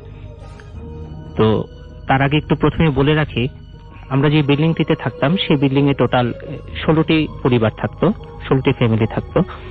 তো আমরা 4 তলায় থাকতাম। তো ওই বিল্ডিং এর কোনো কিছু একটা উপস্থিতি আছে সেটা আগে থেকে অনেকেই জানতো বা অনেকেই দেখতো। বিষয়টি এমন যে রাতের বেলায় কখনো কেউ মশলা বাটছে গভীর রাতে, অথবা ঘোড়া দৌড়াচ্ছে, এরকম কোনো শব্দ পেত। তো বিষয়টি প্রথম দিকে কেউ পাত্তা না দিলেও পরবর্তীতে একবারে আমলে না নিয়েও চলে না বিষয়টি। তো এটি নিতে থাকে, এবং আশেপাশের বিল্ডিং থেকেও কিন্তু অনেকে এইভাবে বলতে থাকে যে আপনাদের বিল্ডিং এর রাতের বেলায় এত রাতে কে হাঁটে, যে কিছু একটা হাঁটছে বা কিছু একটা উপস্থিতি আছে এরকম মানুষ বলছে আর কি। তো ওই বিল্ডিং এর একজন আন্টি একদিন রাতের বেলায় হঠাৎ করে চিন্তা করলো যে আসলে কি হচ্ছে, যে এই বিষয়টা আসলে দেখা দরকার। তো সেটা দেখার জন্য উনি রাত 2টা কি 2:30টার দিকে একবার ছাদে ওঠেন। ছাদে ওঠার পরে উনি দেখেন যে খুব 8 থেকে 10 ফুটের একটি লোক আলখেল্লা কোনো কিছু একটা পরে হাঁটছেন। তো এটা দেখার পরে উনি আর কোনো কিছু বলতে পারেন না এবং ভয়ে উনি নিচে নেমে বাসায় চলে আসেন। এবং এই ঘটনাটা হওয়ার পরে উনি আর কাউকে এই বিষয়টি বলেন না।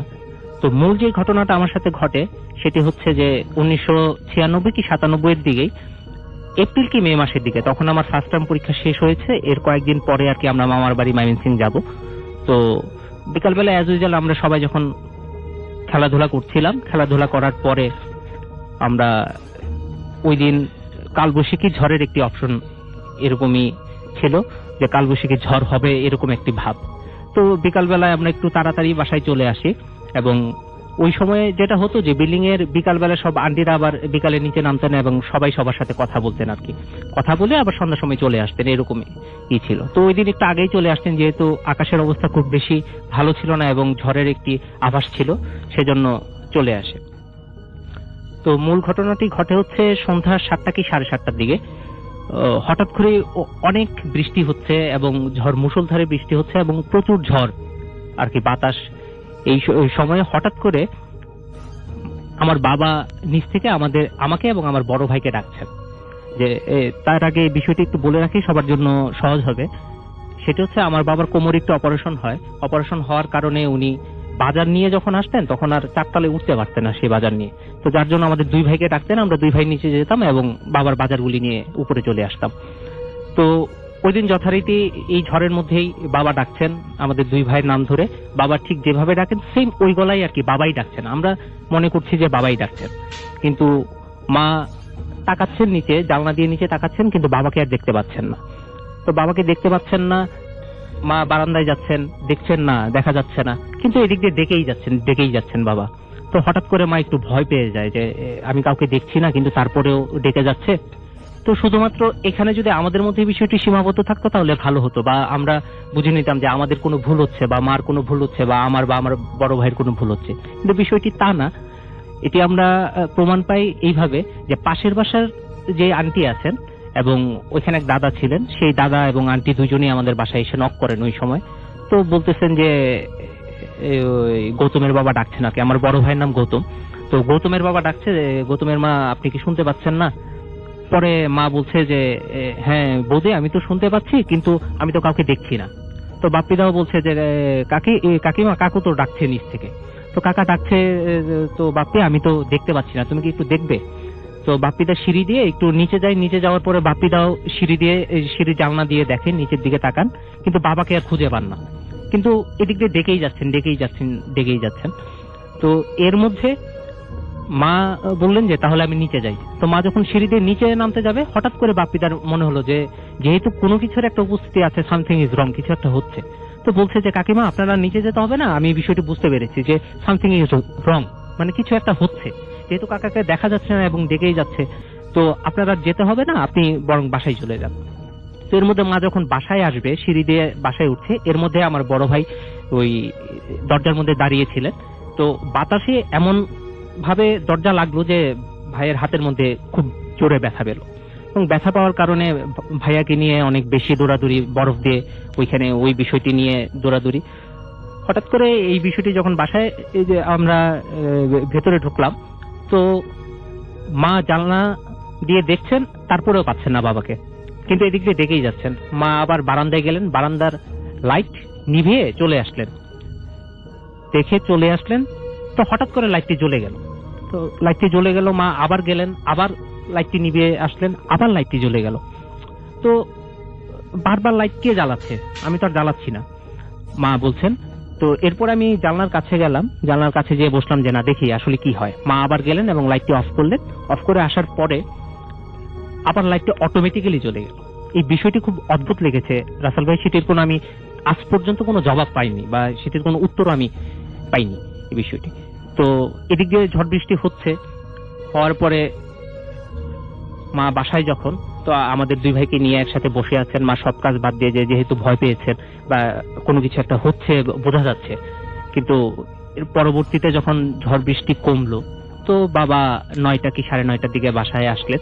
তো বাসায় এসে নক করার পরে যখন ঘরে ঢুকলেন, মা যথারীতি জিজ্ঞেস করলেন যে তুমি কি সন্ধ্যার থেকে এসেছিলে কিনা বা দুই ছেলেকে ডেকেছিলে কিনা। বাবা বললেন যে না, আমি তো অফিস থেকে বেরোয়, আমরা সব কলিগরা ছিলাম ক্লাবে, আমি এত ঝড় বৃষ্টির মধ্যে কিভাবে আসবো। ঠিক আছে, আমরা সবাই ক্লাবের মধ্যে আটকা ছিলাম এবং বৃষ্টি কমার পরে আমরা এখন আসলাম, সবাই সবার বাসায় গেলাম, আমিও বাসায় আসলাম। তখন আর বুঝতে বাকি রইল না যে আসলে ঘটনাটি কি ঘটেছে। তো বাবা যেহেতু আমাদেরকে অনেক বেশি ভালোবাসতেন, বাবা ভয় পেয়ে গিয়েছিলেন বিষয়টি শুনে। তো বাবা চিন্তা করলেন যে আজকে ডেকেছে, কালকে না হয় আমাদের কোনো ক্ষতি করতে পারে, সেই জন্য বাবা কি করলেন যে ছাদে গেলেন। যেহেতু আগের থেকেই জানতেন, তখন আর এই ছোট তো এত বিষয় নিয়ে ঘাটাঘাটি করতাম না, তো তারা জানতেন আর কি বিষয়গুলি। তো কোনো বিপদ যাতে না হয় সেজন্য বাবা ছাদে গেলেন বাপিদাকে সাথে নিয়ে, ওই পাশের বাসার সেই দাদাকে নিয়ে। যাওয়ার পরে সাথীতে হারিকেন নিয়ে গেলেন। তো নিয়ে যাওয়ার পরে যে বিষয়টি হলো যে বাবা দেখলেন যে কে কে কে কে ছাদে এরকমই করছেন, শব্দ দিচ্ছেন। তো দেখলেন যে ছাদের কোণার মধ্যে কেউ একজন সাদা ঘুমটা দিয়ে কেউ একজন বসে আছে, কিন্তু ভেতরে মানে একটা শেপ আর কি, জাস্ট ঠিক আছে এরকম একটি শেপ। বাবা যখন আবারও বললেন কে, জাস্ট ঘুমটাটি একটু তাকালো, মাথাটা ঘুরে তাকালো, তাকানোর পরে মানে ভেতরে আর কোনো কিছু দেখা গেল না, জাস্ট ঘুমটাটাই দেখা গেল, সাদা একটা ঘুমটা অন্ধকারের মধ্যে দেখা গেল এবং তখনই ঘুমটাটি উড়ে চলে গেল। ঠিক আছে, এই ছিল আমার ঘটনা রাসেল ভাই। ওকে, আপনাকে অনেক ধন্যবাদ। আমরা চলে যাই আমাদের পরবর্তী অতিথির কাছে। আপনার নামটা প্লিজ একটু বলবেন, তারপর আপনার ঘটনায় যাব আমরা। আসসালামু আলাইকুম রাসেল ভাই, আমি অভি যশোর থেকে বলছি আর কি। ওকে, আপনি আজকে যশোর থেকে এসেছেন এবং সরাসরি আমাদের স্টুডিওতে এসেছেন। আমরা একটু আগে একটা যে কাকের ঘটনা শুনলাম, দাঁড় কাকের একটা ঘটনা শুনলাম, আমি আপনার কাছে ওই ঘটনাটা শুনতে চাই যে আপনার কি হচ্ছে জিনিসটা। এটা হচ্ছে আমাদের বাসার ব্যাপার আর কি। এটা যশোর পালবাড়ির মোড়ে আমাদের নিজেদের মানে বাসার আমাদের 3 তলাতে একটা রুম ছিল, ওই রুমে একটা মেয়ে সুইসাইড করে আর কি। এরপর থেকে আমাদের বাসায় নানা ধরনের ইনসিডেন্টস হয়। আর যেহেতু আমি একজন প্রফেশনাল এক্সারসাইজ হিসেবে কাজ করছি অনেকদিন ধরে, তো আমি ওটার প্রবলেম সলভ করার জন্য কিছু কাজ করি আর কি। কাজ করার এক পর্যায়ে এটা মোটামুটি সলভ হয়, কিন্তু কিছুদিন পরে জিনিসটা আবার প্রকটভাবে আমাদের উপরে ইনফ্লুয়েন্স করার চেষ্টা করে, ঘর পর্যন্ত চলে আসে, নানান ধরনের সমস্যা ক্রিয়েট করে। তখন আমি একটু রাগের বশেই আমার আমি যতটুকু জানি বা যতটুকু আমার পড়াশোনা, তার উপরে কিছু খারাপ কাজ করে বসি আর কি, যে ওদেরকে খারাপ করার জন্য যেটা করা দরকার সেটা আমি করে ফেলি আর কি। এবং তারপর থেকে কোনো প্রবলেম হয় না। কিন্তু ইন্টারেস্টিং বিষয় হচ্ছে তার 1 সপ্তাহ পর থেকে আমি মেইন প্রবলেম গুলো ফেস করা শুরু করি আর কি। যে আমার এখানে বাসায় একটা বিশেষ সাইজের কাক আমি দেখতে পাই, এবং কাকটা প্রায় আমার জানালার কাছে এবং জানালার আশেপাশে, ইভেন আমি যেখানে যাচ্ছি সেখানেই আমার আশেপাশে কাকটা থাকছে। কাকটার বর্ণনাটা না দিলে আসলে বলাটা একটু মুশকিল হবে যে কাকটাকে কেন আমি আলাদা করে বলছি। সচরাচর দাঁড়কাক যেগুলো হয় সেগুলো চোখ কিন্তু বোঝা যায় না, ওগুলো চোখগুলো কালো হয়, কিন্তু এটার চোখটা স্পষ্ট এবং এটা বোঝা যায় যে যাচ্ছে যে এটা একেবারে পুরোপুরি লাল। এবং কাক হা করলে কিন্তু ভিতরটাকে লাল দেখা যায়, কিন্তু এটা কাকটা সম্পূর্ণ সবসময় হা করে থাকে এবং এর ভিতরটা পুরোপুরি সাদা, একেবারে নিট এন্ড ক্লিয়ার বোঝা যায় আর কি। এই যে কাকের যে প্রবলেমটা ফেস করার পরে আমি আমার স্যারের সাথে কন্ট্যাক্ট করি যে এটা কিভাবে সলভ করা যায়। তো কোনোভাবে এটা সলভ করা যায়নি। ইভেন আমি আজকে গতকাল আজকে আসার আগের দিন আর কি, আমি আমার ছোট ভাইয়ের সাথে বাইকে যাচ্ছিলাম। তো বাইকের সামনে দিয়ে জাস্ট কাকটা ক্রস করে গেল। আমার বাম পাশে মানুষ ছিল, ডান পাশে মানুষ ছিল, এত নিচ দিয়ে ওই কাকটা কিভাবে ক্রস করে গেল যেটা আমার ভাইও বুঝতে পারলো না, ছোট ভাইও বুঝতে পারলো না। ভাই মনে করলো অন্য কিছু, বা আমি জিনিসটা বুঝে নিলাম আসলে ব্যাপারটা কি হচ্ছে। তো ওইটা আজকে আমি ঢাকায় আসছি, আমি ঢাকায় যখন আমি গাবতলীতে নেমেছি আর কি, কল্যাণপুরে যখন নেমেছি, ইভেন তখনও আমার সাথে আপনি দেখতে পান শুধু, না সবাই দেখতে পায়? না, আমি একা দেখছি না, সব আমার সাথে যারা আছে তারাও দেখছে। Okay. আমি ফার্স্ট টাইম মনে করেছিলাম এটা অডিটরি হ্যালুসিনেশন হতে পারে, কারণ আমি যেহেতু অ্যাজ এক্সপ্রেস হিসেবে কাজ করছি আজ 4-5 বছর ধরে, তো এটা আমার অডিটরি হ্যালুসিনেশন হতে পারে। তো আমি এটা আমার সাথে যারা আছে তাদেরকে দেখাচ্ছি যে দেখো ওইটা কি তুমি কি দেখতে পাচ্ছ কিনা। তাই বলছে হ্যাঁ ভাই 2টা কাক তুমি দেখতে পাচ্ছি বা 1টা কাক তুমি দেখতে পাচ্ছি। আমি বলছি ওকে ফাইন, ওদিকে আর তাকানোর দরকার নেই, এটা স্টিল রানিং। ওকে, অলরাইট, আপনাকে অনেক ধন্যবাদ। এবং আমরা ছোট্ট করে একটা ঘটনা শুনবো আপনার, একদম ছোট করে আমাদেরকে বলবেন প্লিজ, হাতে টাইম কম। হ্যালো রাসেল ভাই, আমি অভি এগিন। এই ঘটনাটা হচ্ছে খুলনার একটা প্রত্যন্ত এলাকার, যার ঘটনা বর্ণনা করছি সেই তিনি যেভাবে বর্ণনা করছেন ওভাবে আমি বলছি আর কি। তিনি, তার ওয়াইফ ছিল, তার ওয়াইফ ক্যান্সারে আক্রান্ত ছিল। তিনি অনেক চেষ্টা করেছিলেন তাকে বাঁচানোর জন্য, কিন্তু শেষমেশ তিনি বাঁচাতে পারেননি এবং একটা পর্যায়ে ওয়াইফটি মারা যান। এবং তার কিছুদিন পর তিনি আবার বিয়ে করেন আর কি, সেকেন্ড ওয়াইফ বিয়ে করার পরের দ্বিতীয় দিনের ভিতরেই এর একটা মানে আনন্যাচারাল ঘটনা ঘটে যায় আর কি। দেখা যায় যে ওই যে সেকেন্ড ওয়াইফটা আছে, সেই সেকেন্ড ওয়াইফটা প্রথম ওয়াইফের মতো বিহেভিয়ার করে। যেরকম প্রথম ওয়াইফ মাংস খেতে ভালোবাসতেন, কিন্তু দ্বিতীয় ওয়াইফ মাংস খেতে পছন্দ করতেন না, তিনি মাংসের গন্ধ সহ্য করতে পারতেন না। কিন্তু এই দ্বিতীয় দিনের পর থেকে দেখা যাচ্ছে যে দ্বিতীয় ওয়াইফ তিনি কন্টিনিউয়াসলি এই মাংসটা খেয়ে যাচ্ছেন এবং প্রায় 5 থেকে 6 কেজি পার ডে করে খাচ্ছেন। 2 দিন ধরে এই ধরনের প্রবলেম চলছে এবং একটা পর্যায়ে এসে মানে 5 থেকে 6 কেজি কিন্তু অনেক মাংস, হ্যাঁ, পার ডে, এবং 2 দিন কন্টিনিউ ধরে এটা খাচ্ছে আর কি। এবং একটা পর্যায়ে এসে এমন বিহেভ করা শুরু করলো এবং তা পাড়া প্রতিবেশীদেরকে সে এমন ভাবে ডাকা শুরু করলো যে মনে হচ্ছে যেন সে আগের যে ওয়াইফটা সে ফিরে এসছে, এবং ঠিক সেইভাবে সে বিহেভ করতে থাকলো। এবং একটা পর্যায়ে সেই নিজে স্বীকার করলো যে আমি তোমার আগের ওয়াইফ, আমি তোমাকে শুধু দেখতে এসেছি। এবং এই ঘটনাটা আবার নিজের চোখে দেখা এবং নিজের সরজমিনে ভিজিট করা একটা ঘটনা। এবং আপনি বড় মানে আরেকটু টাইম থাকলে তো আরো সুন্দর করে বলতে পারতেন, but thank you very much. আমাদের প্রথম অতিথির কাছে একটা ঘটনা শুনে আসবো। আপনার নামটা একটু প্লিজ বলবেন, তারপরে আপনি কোথা থেকে এসেছেন তারপরে সেটা বলবেন, তারপর আপনার ঘটনা। ধন্যবাদ রাসেল ভাইয়া। আমি আশিকুর রহমান রাফি, আমি এসেছি ঢাকার হাজারীবাগ থেকে। ওকে, আমার ঘটনাটা প্রায় 10 বছর আগের। তখন আমি ক্লাস 2 কি 3 তে পড়ি। মানে কোন এক কারণে আমি, আমার বাবা আর আমার চাচা 3 জনের গ্রামে যাওয়া হয়। আমাদের গ্রামের কথাটা বলি, আমাদের গ্রামের বাসায় একটা সাইডে একটা বাসা আছে, যে এরকম বাসাটা মাটির দোতলা। আমরা জিনিসটা তো মানে আমরা অভ্যস্ত না জিনিসটা, সেরকম আমরা মাটির একতলা দেখি, সেটা হচ্ছে মাটির দোতলা। নিচের ঘরটাও মাটির, উপরের ঘরের দেয়ালটাও মাটির, ফ্লোরও মাটির।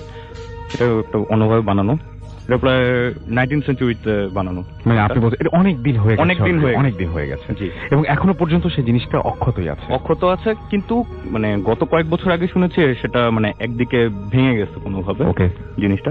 যেটাই হোক, ঘটনা যাই, সেটা হচ্ছে ওখানে যাওয়ার পর দেন আমরা যখন রাতে স্টে করবো সেখানে, দেন আমি তখন আবদার করলাম বাবার কাছে যে আমি ও ঘরটাতে থাকবো। আচ্ছা, দেন সবাই বললো ওখানে অনেকদিন কেউ থাকে না, কিন্তু না বলতেছে থাক, শখ করেছে থাকি, পয়সা করে দাও কোনোভাবে। মানে সবাই একটু ইতস্তত করছিল আর কি, থাক কোনো একটা কারণে। দেন আমি বললো না, অনেকদিন হয়ে গেছে, সমস্যা নেই, পয়সা করে দাও, থাকি। দেন আমরা ওই ঘরটাতে রাত্রে স্টে করি। তখন ঠিক রাত 2:30 এই সময়। আপনারা ঘুমিয়েও গেছেন একদম পুরো? হ্যাঁ, প্রায় ঘুম, এই অবস্থা। আমি ঘুম, সবাই ঘুম। দেন হঠাৎ করে আমার ঘুম ভাঙে, বিড় করে কথা বলার আওয়াজে। আচ্ছা, কথা বলার আওয়াজে ঘুম ভাঙে। আমি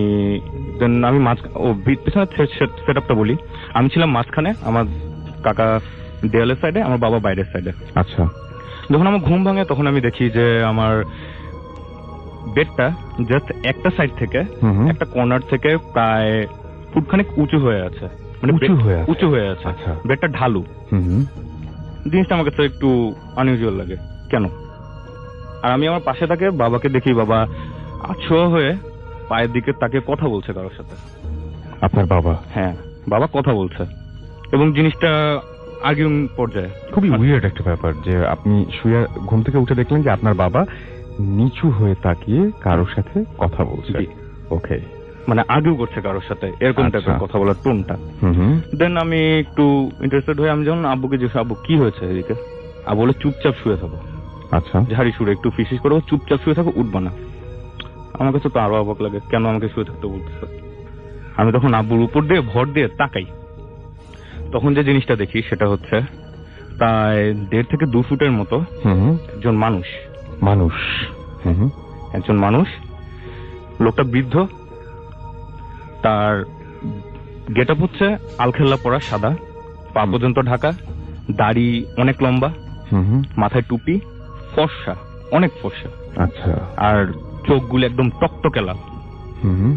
সে খাটের একটা পায়া ধরে জাস্ট উঁচু করে রেখেছে, এই জন্যই খাটটা একদিকে উঁচু হয়ে আছে। ওকে, জিনিসটা একটু উইয়ার্ড। হ্যাঁ, যারা এখন ঘরের মধ্যে বসে শুনছেন, যারা এখন মনে করছেন যে ভূত এফএম শেষ হবার পরে একটা টানা ঘুম দিবেন, এবং তারা যদি হঠাৎ করে ঘুম ভেঙে ওঠে, যদিও ভূত এফএম অনেক দেরি করে শুরু হয়, তারপরেও ঘুম ভেঙে উঠে যদি দেখেন যে খাটের একটা কোণা উঁচু হয়ে আছে, এবং আপনি যদি একাই ঘুমিয়ে থাকেন, উঠে যদি দেখেন যে ওই কোণাটা উঁচু করে রেখেছে কোনো একজন 2 ফুট সাইজের মানুষ। ওকে, তারপরে কি হলো? আর রুমের এনভায়রনমেন্টটা এমন ছিল, এনভায়রনমেন্টটা যে অনেক ঠান্ডা, প্রচন্ড ঠান্ডা। দেন আমি তো এটা দেখার পর বাবা খেয়াল করে আমি উঁচু হয়ে দেখছি জিনিসটা, দেন আমাকে জাতা দিয়ে নিচে বসিয়ে দেয়, জোর করে শুয়ে দেয়। তারপর এর মধ্যে আমার চাচা ঘুম থেকে উঠে যায়, উঠে উনিও দেখে তো উনি মানে অনেক পিক আউট করে, পিক আউট করে তিনি জোরে জোরে দোয়া পড়া শুরু করে, লাফ দিয়ে বিছানায় বসে যায়। এর মধ্যে বিছানাটা ধুপ করে পড়ে যায়, রুমটা আরো ঠান্ডা হয়ে যায়, এক সাইড থেকে হুড়মুড় করে বাতাস, আরো ঠান্ডা হয়ে যায়। দেন বাবা বলে, তুমি এটা কি করলা? আমার চাচাকে জিজ্ঞেস করে, তুমি এটা কি করলা? চাচা বলে, এটা কি ছিল? বলে, কিছু ছিল না, তুমি ঘুমাও। চাচা বলে, না আমি এখানে থাকবো না। চাচা বলে, না তুমি ঘুমে থাকো। দেন আব্বু সবাইকে জোর করে ঘুম পাড়ায় রাখলেন। কোন মাস ছিল এটা? এটা মোটামুটি গরমের দিনই। বাহ, টাইমও মিলছে। যাই হোক, তারপরে দেন ওদিন রাত কোনো প্রবলেম হয় নাই।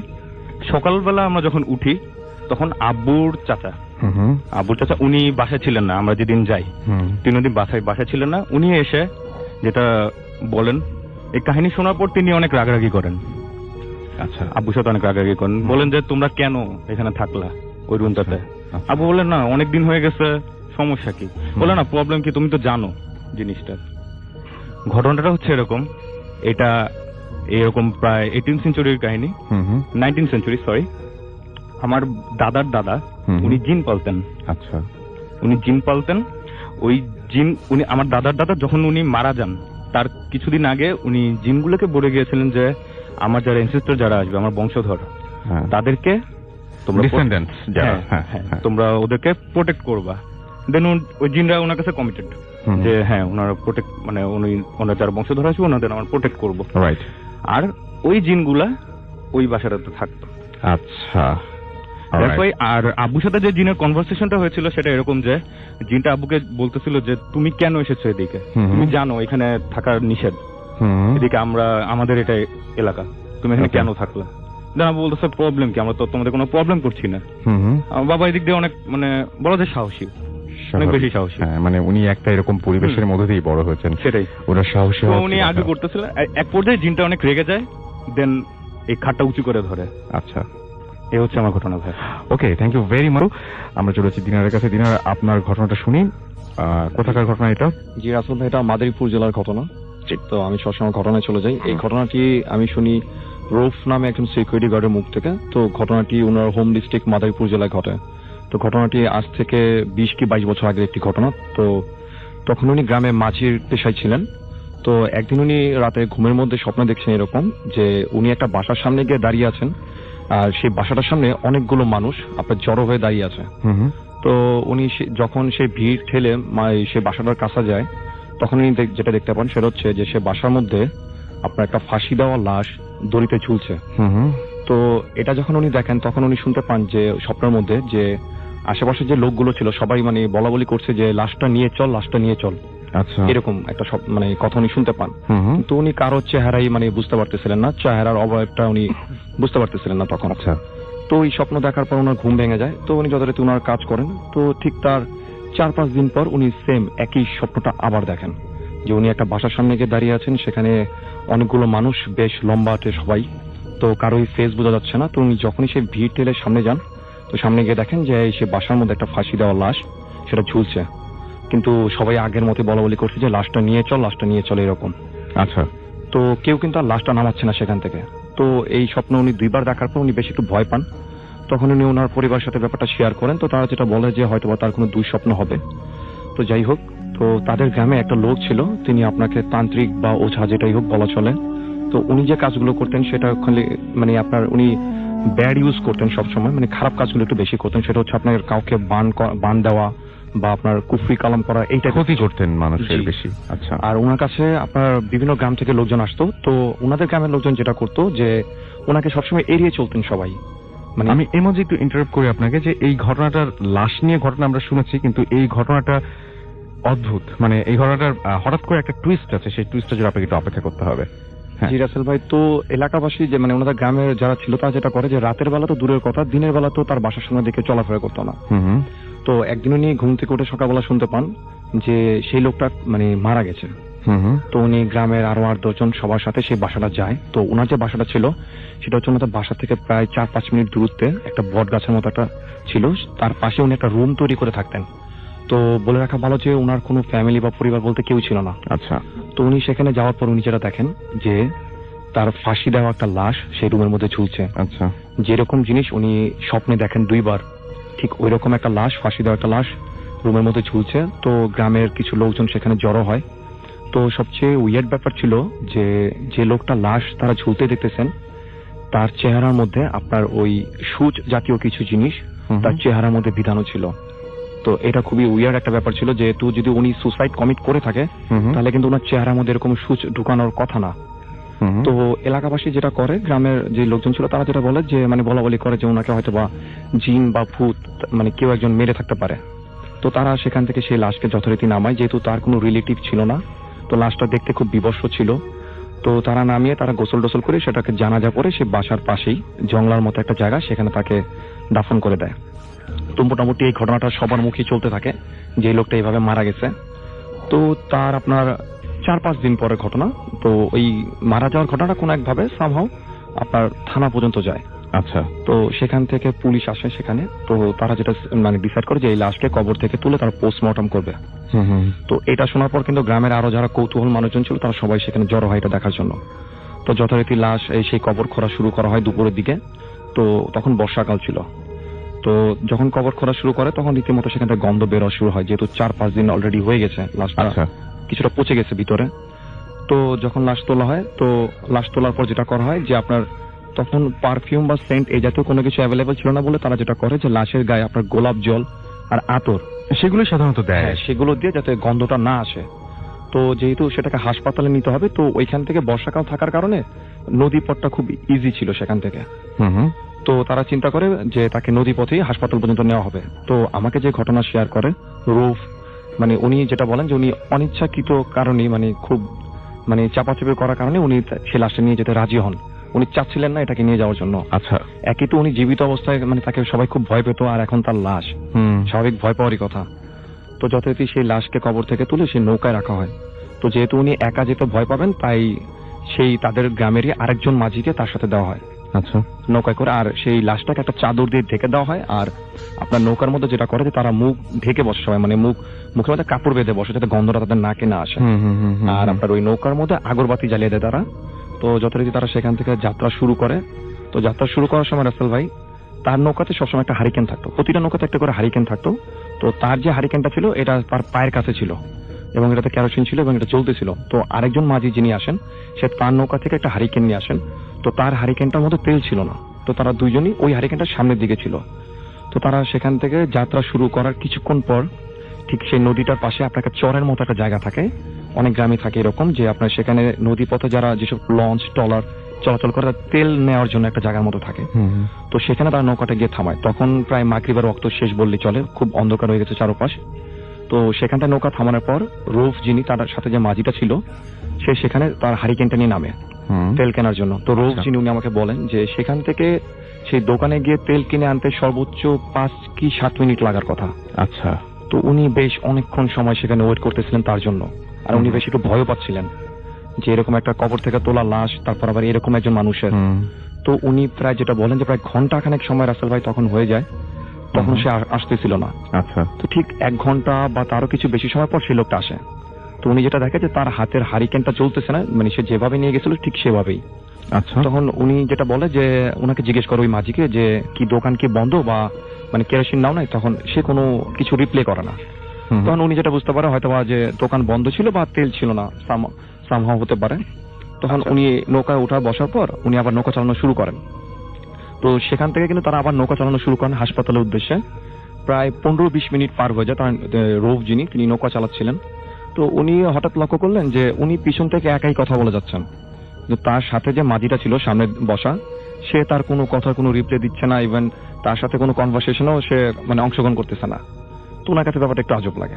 তো উনি একটা সময় লক্ষ্য করলেন যে সামনে যে মাঝিটা বসা ছিল সে মানে হঠাৎ মানে কিছু একটা খোঁজাখুঁজি করা শুরু করলো। নৌকার মধ্যে যে কাঠের পাটাতন যেটা দেওয়া থাকে সে ওইদিকে কিছু খোঁজাখুঁজি করা শুরু করছে। তখন ওনার কাছে ব্যাপারটা একটু অস্বাভাবিক লাগে। তখন উনি বলতে থাকে যে তুমি কি খুঁজতেছো, মানে নড়াচড়া করে না, ঠিক মতো বসে থাকো। যেহেতু উনিও একজন মাঝি, উনিও জানেন। তখন উনি দেখলেন যে মানে সে খুব পাগলের মতো করে লাশের গায়ে যে চাদরটা ছিল সে টান দিয়ে লাশের উপর থেকে সরিয়ে ফেলে। তো এটা দেখে ওনার কাছে ব্যাপারটা খুব একটু মানে অস্বাভাবিক লাগে। তো তখন মানে গন্ধটা আর একটু মানে বেড়ে যায়। আচ্ছা। তখন উনি একটু বিরক্ত হন, আবার একটু মানে অস্বাভাবিক লাগতে থাকে ওনার কাছে যে মানে ব্যাপারটা কি ঘটতেছে তার সাথে। তো রাসেল ভাই ওই সময় উনি যেটা ফেস করেন মানে সেটা বলেন যে উনি ওনার লাইফে কখনো এরকম মানে কারো মুখে শুনেন অনেক এবং জীবনে কোনোদিন দেখেননি। সেটা হচ্ছে যে তার সাথে যে মাঝিটা ছিল সে জাস্ট সেই লাশটা যেটা ছিল, যে কাফন পরিহিত যে লাশটা ছিল, সেই লাশটার হাত ধরে মনে হলো যে সে একটা টান দিল, তার নিজের দিকে পুল করলো, মনে হলো যে সে লাশটা তার সাথে সেই নৌকার মধ্যে উঠে দাঁড়িয়েছে। এটা উনি নৌকা চালাচ্ছেন আর দেখছেন এই জিনিসটা। তো এটা দেখার পর আসলে উনি পুরো একেবারে থমকে মানে বরফের মতো হয়ে যান যে উনি এটা কি দেখতেছেন। 2 জন মানুষ নৌকার মধ্যে দাঁড়িয়ে আছে, তার মধ্যে একজন হচ্ছে হলো সেই লাশটি তার সাথে উঠে দাঁড়িয়েছে। জি। তারপরে যে লাশটি উনি হাসপাতালে নিয়ে যাচ্ছেন, তারপর উনি যেটা দেখলেন যে তারা 2 জন নৌকা থেকে মনে হচ্ছিল যে পানিতে ঝাঁপ দিলে যেমন হবে ঠিক ওই রকম না, মনে হয় যে ঠিক নৌকা থেকে নেমে গেলেন তারা, মানে শুকনো কোনো জায়গায় নেমে গেলে যেরকম হবে এবং ভ্যানিশ হয়ে গেলেন। তো এটা দেখার পর রাসেল ভাই তার আর কোনো কিছু মনে নেই। তো তার যখন সেন্স ফিরে উনি যে মানে নিজেকে যেখানটা আবিষ্কার করেন সেটা হচ্ছে সেই দোকানটা, যে দোকানটা তারা মাঝখানে রেখে যান তেল কেনার জন্য। বাট এতটুকু জায়গা কিন্তু তারা এই জায়গাটা থেকে কিন্তু আরো অনেক দূর চলে যায় নৌকা চালিয়ে উনি যেটা বলেন। তো উনি তাদের মুখে যেটা শুনেন যে তাকে নৌকার মধ্যে সেন্সেস অবস্থায় পাওয়া যায়, আর লাস্টে যে জায়গাটা ছিল তাকে ঠিক সেই জায়গাটাই পাওয়া যায়। আর তার সাথে যে মাঝিটা ছিল তাকে আর জীবিত উদ্ধার করা যায়নি। তার এই জায়গাটাই সবচেয়ে অদ্ভুত, মানে তাকে পাওয়া যায় যে এখানে তেল কিনতে যাবে সেই জায়গায়, লাশটার কোনো হদিসই মেলে নাই। মাঝিকে কোথায় পাওয়া যায়? মাঝি লাশের যে জায়গাটা ছিল নৌকার মধ্যে সেই জায়গায় সে সেন্সেস হয়ে পড়েছিল। মাঝি সেই জায়গায় সেন্সলেস হয়েছিল। তার মানে মাঝি কি দেখেছিল লাশটাকে? মাঝিও না, মাঝি দেখেনি রাসেল ভাই। যে তার সাথে যে মাঝিটা ছিল তাকে কিন্তু উপর করে মাটিতে মানে পুঁতে রাখা হয়। 3 জন মোটমাট ছিল। তার মানে একজন যে তেল আনতে গিয়েছিল তাকে হচ্ছে চরের মধ্যেই মেরে ফেলা হয় এবং লাশটাকে উঠতে দেখে হচ্ছে মনে হয় এই 2 জন। আর যে রূপ নিয়ে একজন আসে, 2 জনে হয়তো সেন্সলেস হয়ে গেছে, কিন্তু একজনকে খুব রহস্যজনক ভাবে সেই তেলের দোকানের সামনে পাওয়া যায়। কিন্তু তেল আনতে গিয়েছিল আসলে অন্য একজন লোক। জি, তাকে কিন্তু আর পাওয়া যায় না, তাকে বডি পাওয়া যায়, তার রূপ নিয়েই আরেকজন আসে তার নৌকায় উঠে, ওনারা যেটা বলেন। তো তারপর থেকে কিন্তু উনি মাঝির কাজ ছেড়ে দেন। আর ওনাদের গ্রামে যেটা সবাই বলে যে তাকে নাকি জিনি নিয়ে গেছে, এটা অনেকেই বলে থাকে। ওকে, এই ছিল আসলে আমার ঘটনা। Thank you very much. Hello everyone, আমি তৌফিক, সাউথ কোরিয়া থেকে। ভূত এফএমের সমস্ত লিসেনার্স এবং ভূত এফএম টিমকে অনেক অনেক শুভেচ্ছা। তো আমি আমার সরাসরি ঘটনায় চলে যাচ্ছি। এই ঘটনাটা শোনা আমার এক ফ্রেন্ডের কাছ থেকে। আমি ফ্রেন্ডের নামটা বলছি না, তার গ্রামে ঘটে যাওয়া ঘটনা। তো আমি ফ্রেন্ডের মতো করে ফ্রেন্ডের ভাষায় বলছি। তো ঘটনা হচ্ছে যে আমি ঢাকাতে থাকি, ঢাকাতে পড়ালেখা করি কোনো এক প্রাইভেট ইউনিভার্সিটিতে। তো আমার গ্রামের বাড়ি যশোরে। যশোর সিটির শহরের বেশ অদূরেই একটা গ্রামে, হ্যাঁ, শহর থেকে বেশ কাছেই, 15-20 মিনিটের পথ টেম্পুতে। তো আমি প্রায় বছরখানেক পর আমি আমার গ্রামের বাড়িতে যাই। তো আমার গ্রামের বাড়িটার বর্ণনা দিয়ে নেই যে আমার গ্রামের বাড়িটা হচ্ছে যে বেশ বিশাল একটা গ্রাম এবং গ্রামের হচ্ছে যেরকম হয় সাধারণত আবাদি ফসলি জমি থাকে এক পাশে। তো যে আমাদের গ্রামে একটা অনেক পুরাতন মিথ আছে যে আমাদের যে গ্রামটা যে শেষ হয়েছে যেখান থেকে ফসলি বা আবাদি ধান চাষের জমি শুরু হয়েছে, তো সেখানে হচ্ছে যে এখান থেকে শুরু হয়েছে তার ঠিক আগে বাঁশঝাড় আছে, বেশ জঙ্গল টাইপের আছে। তো সেখানে নাকি দুটো জিন থাকে, একটা পুরুষ জিন একটা নারী জিন, যারা হচ্ছে সাপের বেশি সবসময় ঘোরাফেরা করে। অনেক সময় দেখা যায় দুজনকে একসাথে দেখা যায়, কিন্তু কখনোই কাউকে ক্ষতি করে না। তো এটা হচ্ছে যে আমার গ্রামের আমি যেটা বললাম। এখন মূল ঘটনায় আসি। তো আমাদের গ্রামে আপনারা যারা আছেন তারা নিশ্চয়ই জানেন যে গ্রামে ধান কাটার মৌসুমে বিভিন্ন এলাকা থেকে লোকজন আসে ধান কাটতে, এবং তারা ধান টান কেটে সমস্ত প্রসেসিং করে দিয়ে তারা কিছু টাকা বা কিছু অঙ্কের টাকা নিয়ে তারা আবার ফিরে চলে যায়। তো প্রতি বছরই আমাদের গ্রামে এরকম কিছু লোক আসতো, তাদের মধ্যে একজন বেশ ইয়াং, সে থেকে যায় ধান কাটতে এসে, এরকম করতে করতে থেকে যায়, বেশ পরিচিতি হয়, এবং সে ওই গ্রামেরই এক মেয়েকে বিয়ে করে সে ঘর জামাই থাকে। তো সেভাবে থাকতে থাকতে হঠাৎ তার মনে হলো যে সে শ্বশুর বাড়িতে আর থাকবে না, তার ওয়াইফ তাদের একটা সন্তান আসে ঘরে, অনেক কিউট একটা ছেলে। সে ছেলেকে আমিও দেখছি, আমি যখন যেতাম তখন তার বয়স 3-4 বছর হবে। সে আসতো, খেলাধুলা করতো, আমার সাথে সাথেই থাকতো, আমার আশপাশে ঘোরাফেরা করতো, অনেক কিউট, অনেক আদর করতে ইচ্ছা করতো। তো তখন সে চিন্তা করে যে তার ওয়াইফ এবং তার বাচ্চাকে নিয়ে সে আলাদা বাসা করে আলাদা জায়গায় সে থাকবে। তো কোথায় থাকবে, তো ও চিন্তা করলো যে ওই গ্রামের শেষ প্রান্তে যে বাঁশঝাড়টা আছে ওখানে একটা জমি আছে, সেই জমিটা ওকে দেওয়া হয়, এবং সে সেখানে জঙ্গল টঙ্গল সাফ করে সে ওখানে ঘর তুলে সেখানে থাকা শুরু করে। কিন্তু সবাই ওকে বারণ করে যে ওখানে সাপ টাপ আছে, ওখানে ওদেরকে যেন কোনো ক্ষতি না করতে বারণ করে। হ্যাঁ, কিন্তু এর মাথায় থাকে যে ওই সাপ দুটা যদি পাই সামনে তো আমি মেরে ফেলবো, কারণ আমার বাচ্চা আছে, ছেলে আছে, কখন কোন একটা ক্ষতি হয়ে যেতে পারে। তো এরকম চলছে, দিন চলতে হঠাৎ একদিন বেশ কয়েকদিন পর তার ওয়াইফ বলে যে ওখানে সাপ দুটো দেখা গেছে। তো সে ওই রকম খোঁজে থাকে যে সাপ দুটো যখনই দেখবে তখন মেরে ফেলবে। তো এরকম করতে করতে সে একদিন দেখে ফেলে সাপ দুটাকে, এবং দেখে ফেলার পর সে সাপ দুটাকে মারতে যায় সে একটা সাপকে মারতে পারে আর একটা সাপকে মারতে পারে না। তারপরে গ্রামের সবাই জানাজানি হয়ে যায় যে অমুক সাপ মেরে ফেলছে, একটা সাপ মারতে পারছে, একটা মারতে পারে নাই। তখন ওই যে ওর শ্বশুর শাশুড়ি আছে ওরা এসে ওরা অনেক কান্নাকাটি করে যে তুমি কেন মারলা, তো ওটা তো কোনো কাউকে ক্ষতি করে না, তুমি মারতে গেলা কি জন্য, জানো না ওটা কি, ওটা তো সাপ না, ওটা আসলে জিন। তো এরকম শোনার পর ও এই ব্যাপারটা এরকম আমলে না নেওয়ার কারণে তো ও কিছু পাত্তা দেয় না। তখন ওনার শ্বশুর শাশুড়ি কি করে, কবিরাজ ডেকে আনে, ওই গ্রামে এক কবিরাজ আসে, এসে বলে যে বাবা তুমি যে কাজটা করছো খারাপ কাজ করছো, এটা করা তোমার ঠিক হয়নি, তুমি আল্লাহর কাছে মাপ চাও, ক্ষমা চাও, যেন তোমাকে আল্লাহ মাফ করে দেয়। আর যে সাপটারে তুমি মারছো তার সঙ্গিনী কিন্তু বেঁচে আছে, সে নিশ্চয়ই তোমার ক্ষতি করবে। হ্যাঁ, আর সে যেহেতু জিন তোমার যেখানেই পারে সেখানে ক্ষতি করবে। তো সে অনেক গণনা করে হিসাব নিকাশ করে সে চিন্তা করে যে অনেক কিছু করে তারপরে সে বের করে যে তুমি সাপটাকে মারছো, তোমার অনেক বড় ক্ষতি হবে, এবং তোমার সবচেয়ে প্রিয় যে মানুষটা তার ক্ষতি হবে। তো তোমার প্রিয় হচ্ছে তোমার সন্তান, তো তোমার সন্তানকে আগামী 40 দিন তুমি তোমার এই অনেক সেফ রাখতে হবে এবং অনেক সাবধানে রাখতে হবে, চোখে রাখতে হবে। তো এই বলে সে চলে যায় এবং কিছু তাবিজ দেয় এবং দোয়া দুরুদ পড়ে দেয়, পানি পড়ে দেয়, তো দিয়ে হচ্ছে যে চলে যায়। তারপর ওনার শ্বশুর শাশুড়ি সেখানে থাকে, সমস্ত ঘটনা কথা শোনার পর সে তার জামাইয়ের কাছে প্রস্তাব রাখে যে বাবা তুমি 40 দিনের ব্যাপার, তুমি এক কাজ করো, তুমি তোমার বউ এবং তোমার সন্তান নিয়ে আমাদের বাড়িতে ফিরে আসো, 40 দিন থাকবে। তো সে একেবারেই থাকতে নারাজ। ইগো জিনিসটা তার ভিতরে কাজ করে যে আমি আবার শ্বশুর শাশুড়ির বাড়িতে থাকবো। তো সে থাকতে রাজি হয় না। তখন তো তার শ্বশুর শাশুড়ি বলে এক কাজ করো, তাহলে তুমি আমার মেয়ে আর তোমার ছেলেকে আমার বাড়িতে পাঠিয়ে দাও। তো সে রাজি হয় না। তারপরে এক পর্যায়ে সে জোরাজোরি করে তার ছেলেটাকে পাঠানোর রাজি হয়, কারণ তার ওয়াইফ বেশ কান্নাকাটি করে যে আমার ছেলে যদি ক্ষতি হয় তোমাকে মাফ করবো না, হ্যান ত্যান 700 অনেক কিছু। তো শেষমেশ রাজি হয়, তার সন্তানকে পাঠিয়ে দেওয়ার পর বেশ নিশ্চিন্ত, সব ঠিকঠাক চলছে, চোখে রাখছে। হ্যাঁ, তো তার বলে না ভালো, তার শ্বশুর শাশুড়ি বাড়ি আর তাদের বাড়ি বেশ বেশ দূরে, বলতে হচ্ছে যে 1 কিলোমিটার হবে হয়তো, এরকম কিছু ডিস্টেন্স।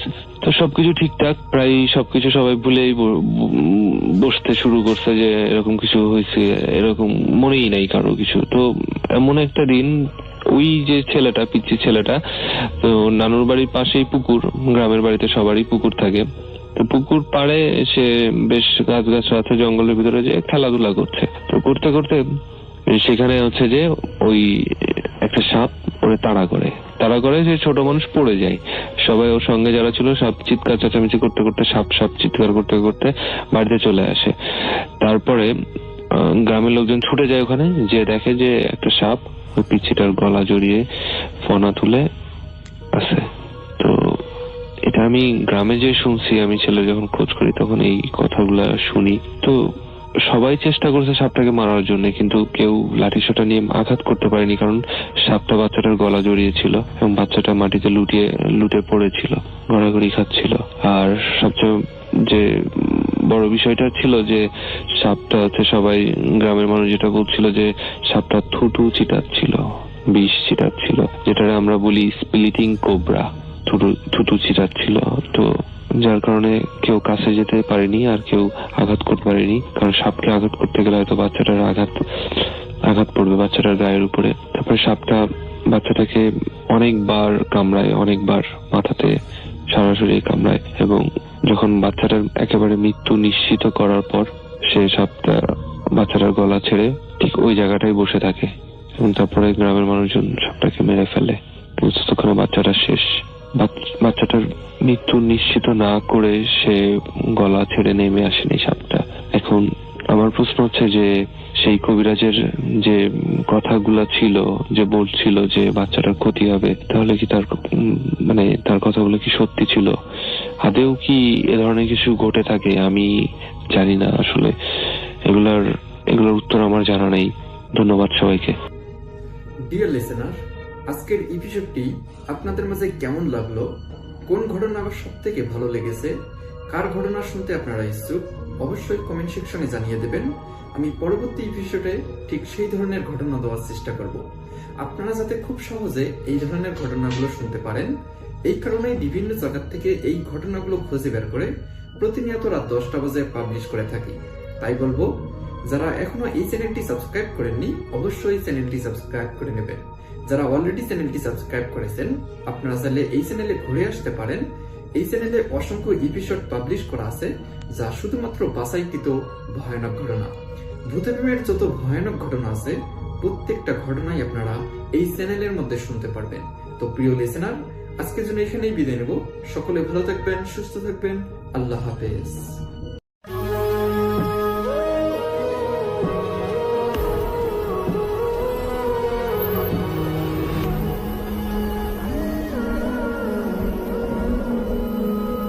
আসসালামু আলাইকুম ডিয়ার লিসেনার্স, আশা করছি আপনারা সবাই ভালো আছেন এবং ভালো দলে আছেন।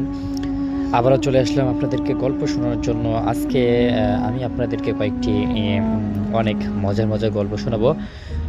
তার আগে একটি ছোট্ট করে রিকোয়েস্ট থাকবে, আপনারা যারা এখন পর্যন্ত আমাদের এই চ্যানেলটিকে সাবস্ক্রাইব করেননি, অবশ্যই কিন্তু চ্যানেলটিকে সাবস্ক্রাইব করে পাশে আসা বেল আইকনটি অন করে রাখবেন নতুন গল্পগুলো সবার আগে পাওয়ার জন্য। তো শুরু করছি আমরা আমাদের প্রথম গল্পটির নাম দেওয়া হয়েছে বেলগাছের পেতনি। যে ঘটনাটি বলছি সেটা আমি আমার নানির মুখে শুনেছিলাম। আমার নানারা ছিলেন 2 ভাই। তারা পুরনো ঢাকায় নিজেদের পৈতৃক বাড়িতে তাদের পরিবার নিয়ে যৌথভাবে বসবাস করতেন। তাদের বৃদ্ধ মাও তাদের সাথে থাকতেন। ঘটনাটি ঘটে আমার বড় নানুর সাথে। নানারা যে বাড়িতে থাকতেন তার পূর্ব দক্ষিণ বরাবর একটা টয়লেট ছিল, আর তার পাশেই ছিল একটা বিশাল বড় বেল গাছ। তো বাড়িটা একটি মাত্র টয়লেট থাকায় এবং অনেক মানুষ ব্যবহার করার কারণে সেটি স্বাভাবিকভাবে অপরিষ্কার হতো প্রায় সময়।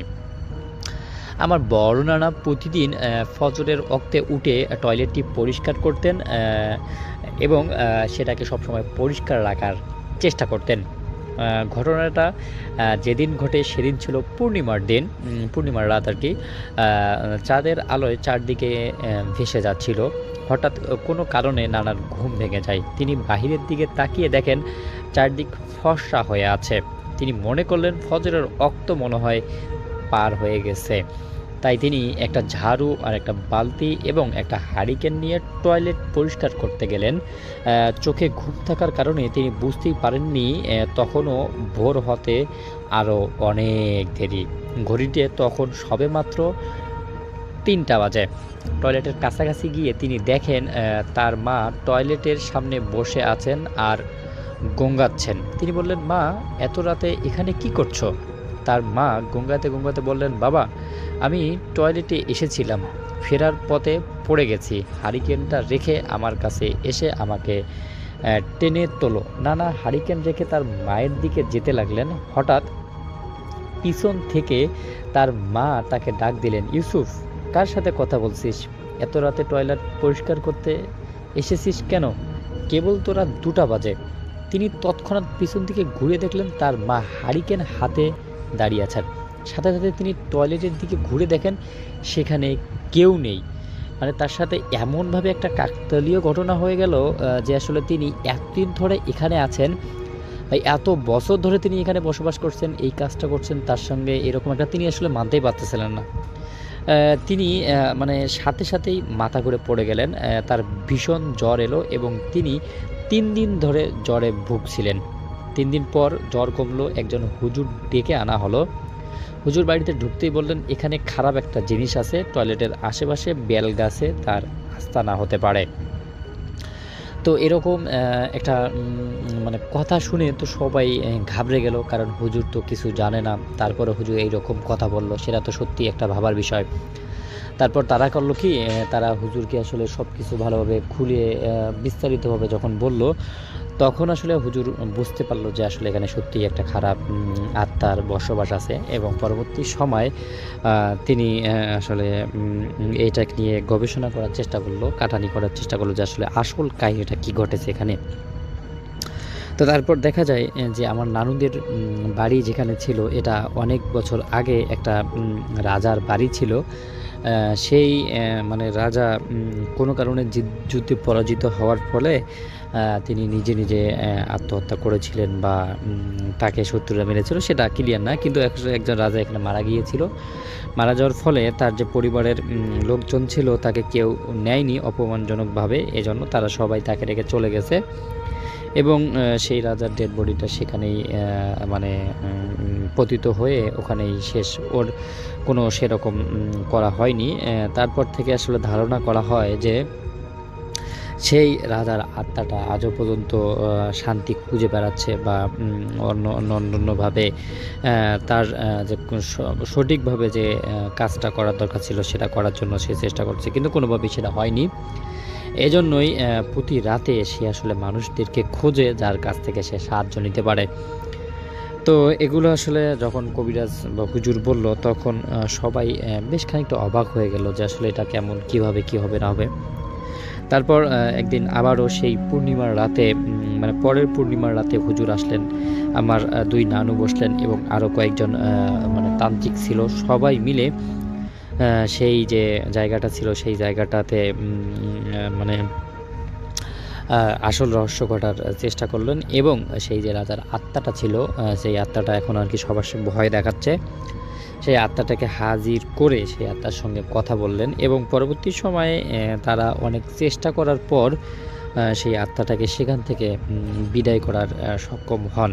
কিন্তু দর্শক আসলে মানে এখনও মানে আমার ওই জায়গাটায় গেলে ভয় লাগে। আমি যখন নানার বাড়ি মাঝে মাঝে যাই, আমি ভুল করেও আসলে ওই টয়লেটটা ইউজ করি না। আবার পরবর্তী সময় আসলে আমার নানারা ওই টয়লেটটা নষ্ট করে নতুন করে আরেকটা আর কি টয়লেট বানিয়েছে। তারা দুজনে টয়লেট বানিয়েছে। কিন্তু ওই যে বেল গাছটা ছিল, ওই বেল গাছটা কাটার মতো বা ওই বেল গাছটা নষ্ট করার মতো কারো সাহস ছিল না, এজন্য বেল গাছটা এখনও আছে।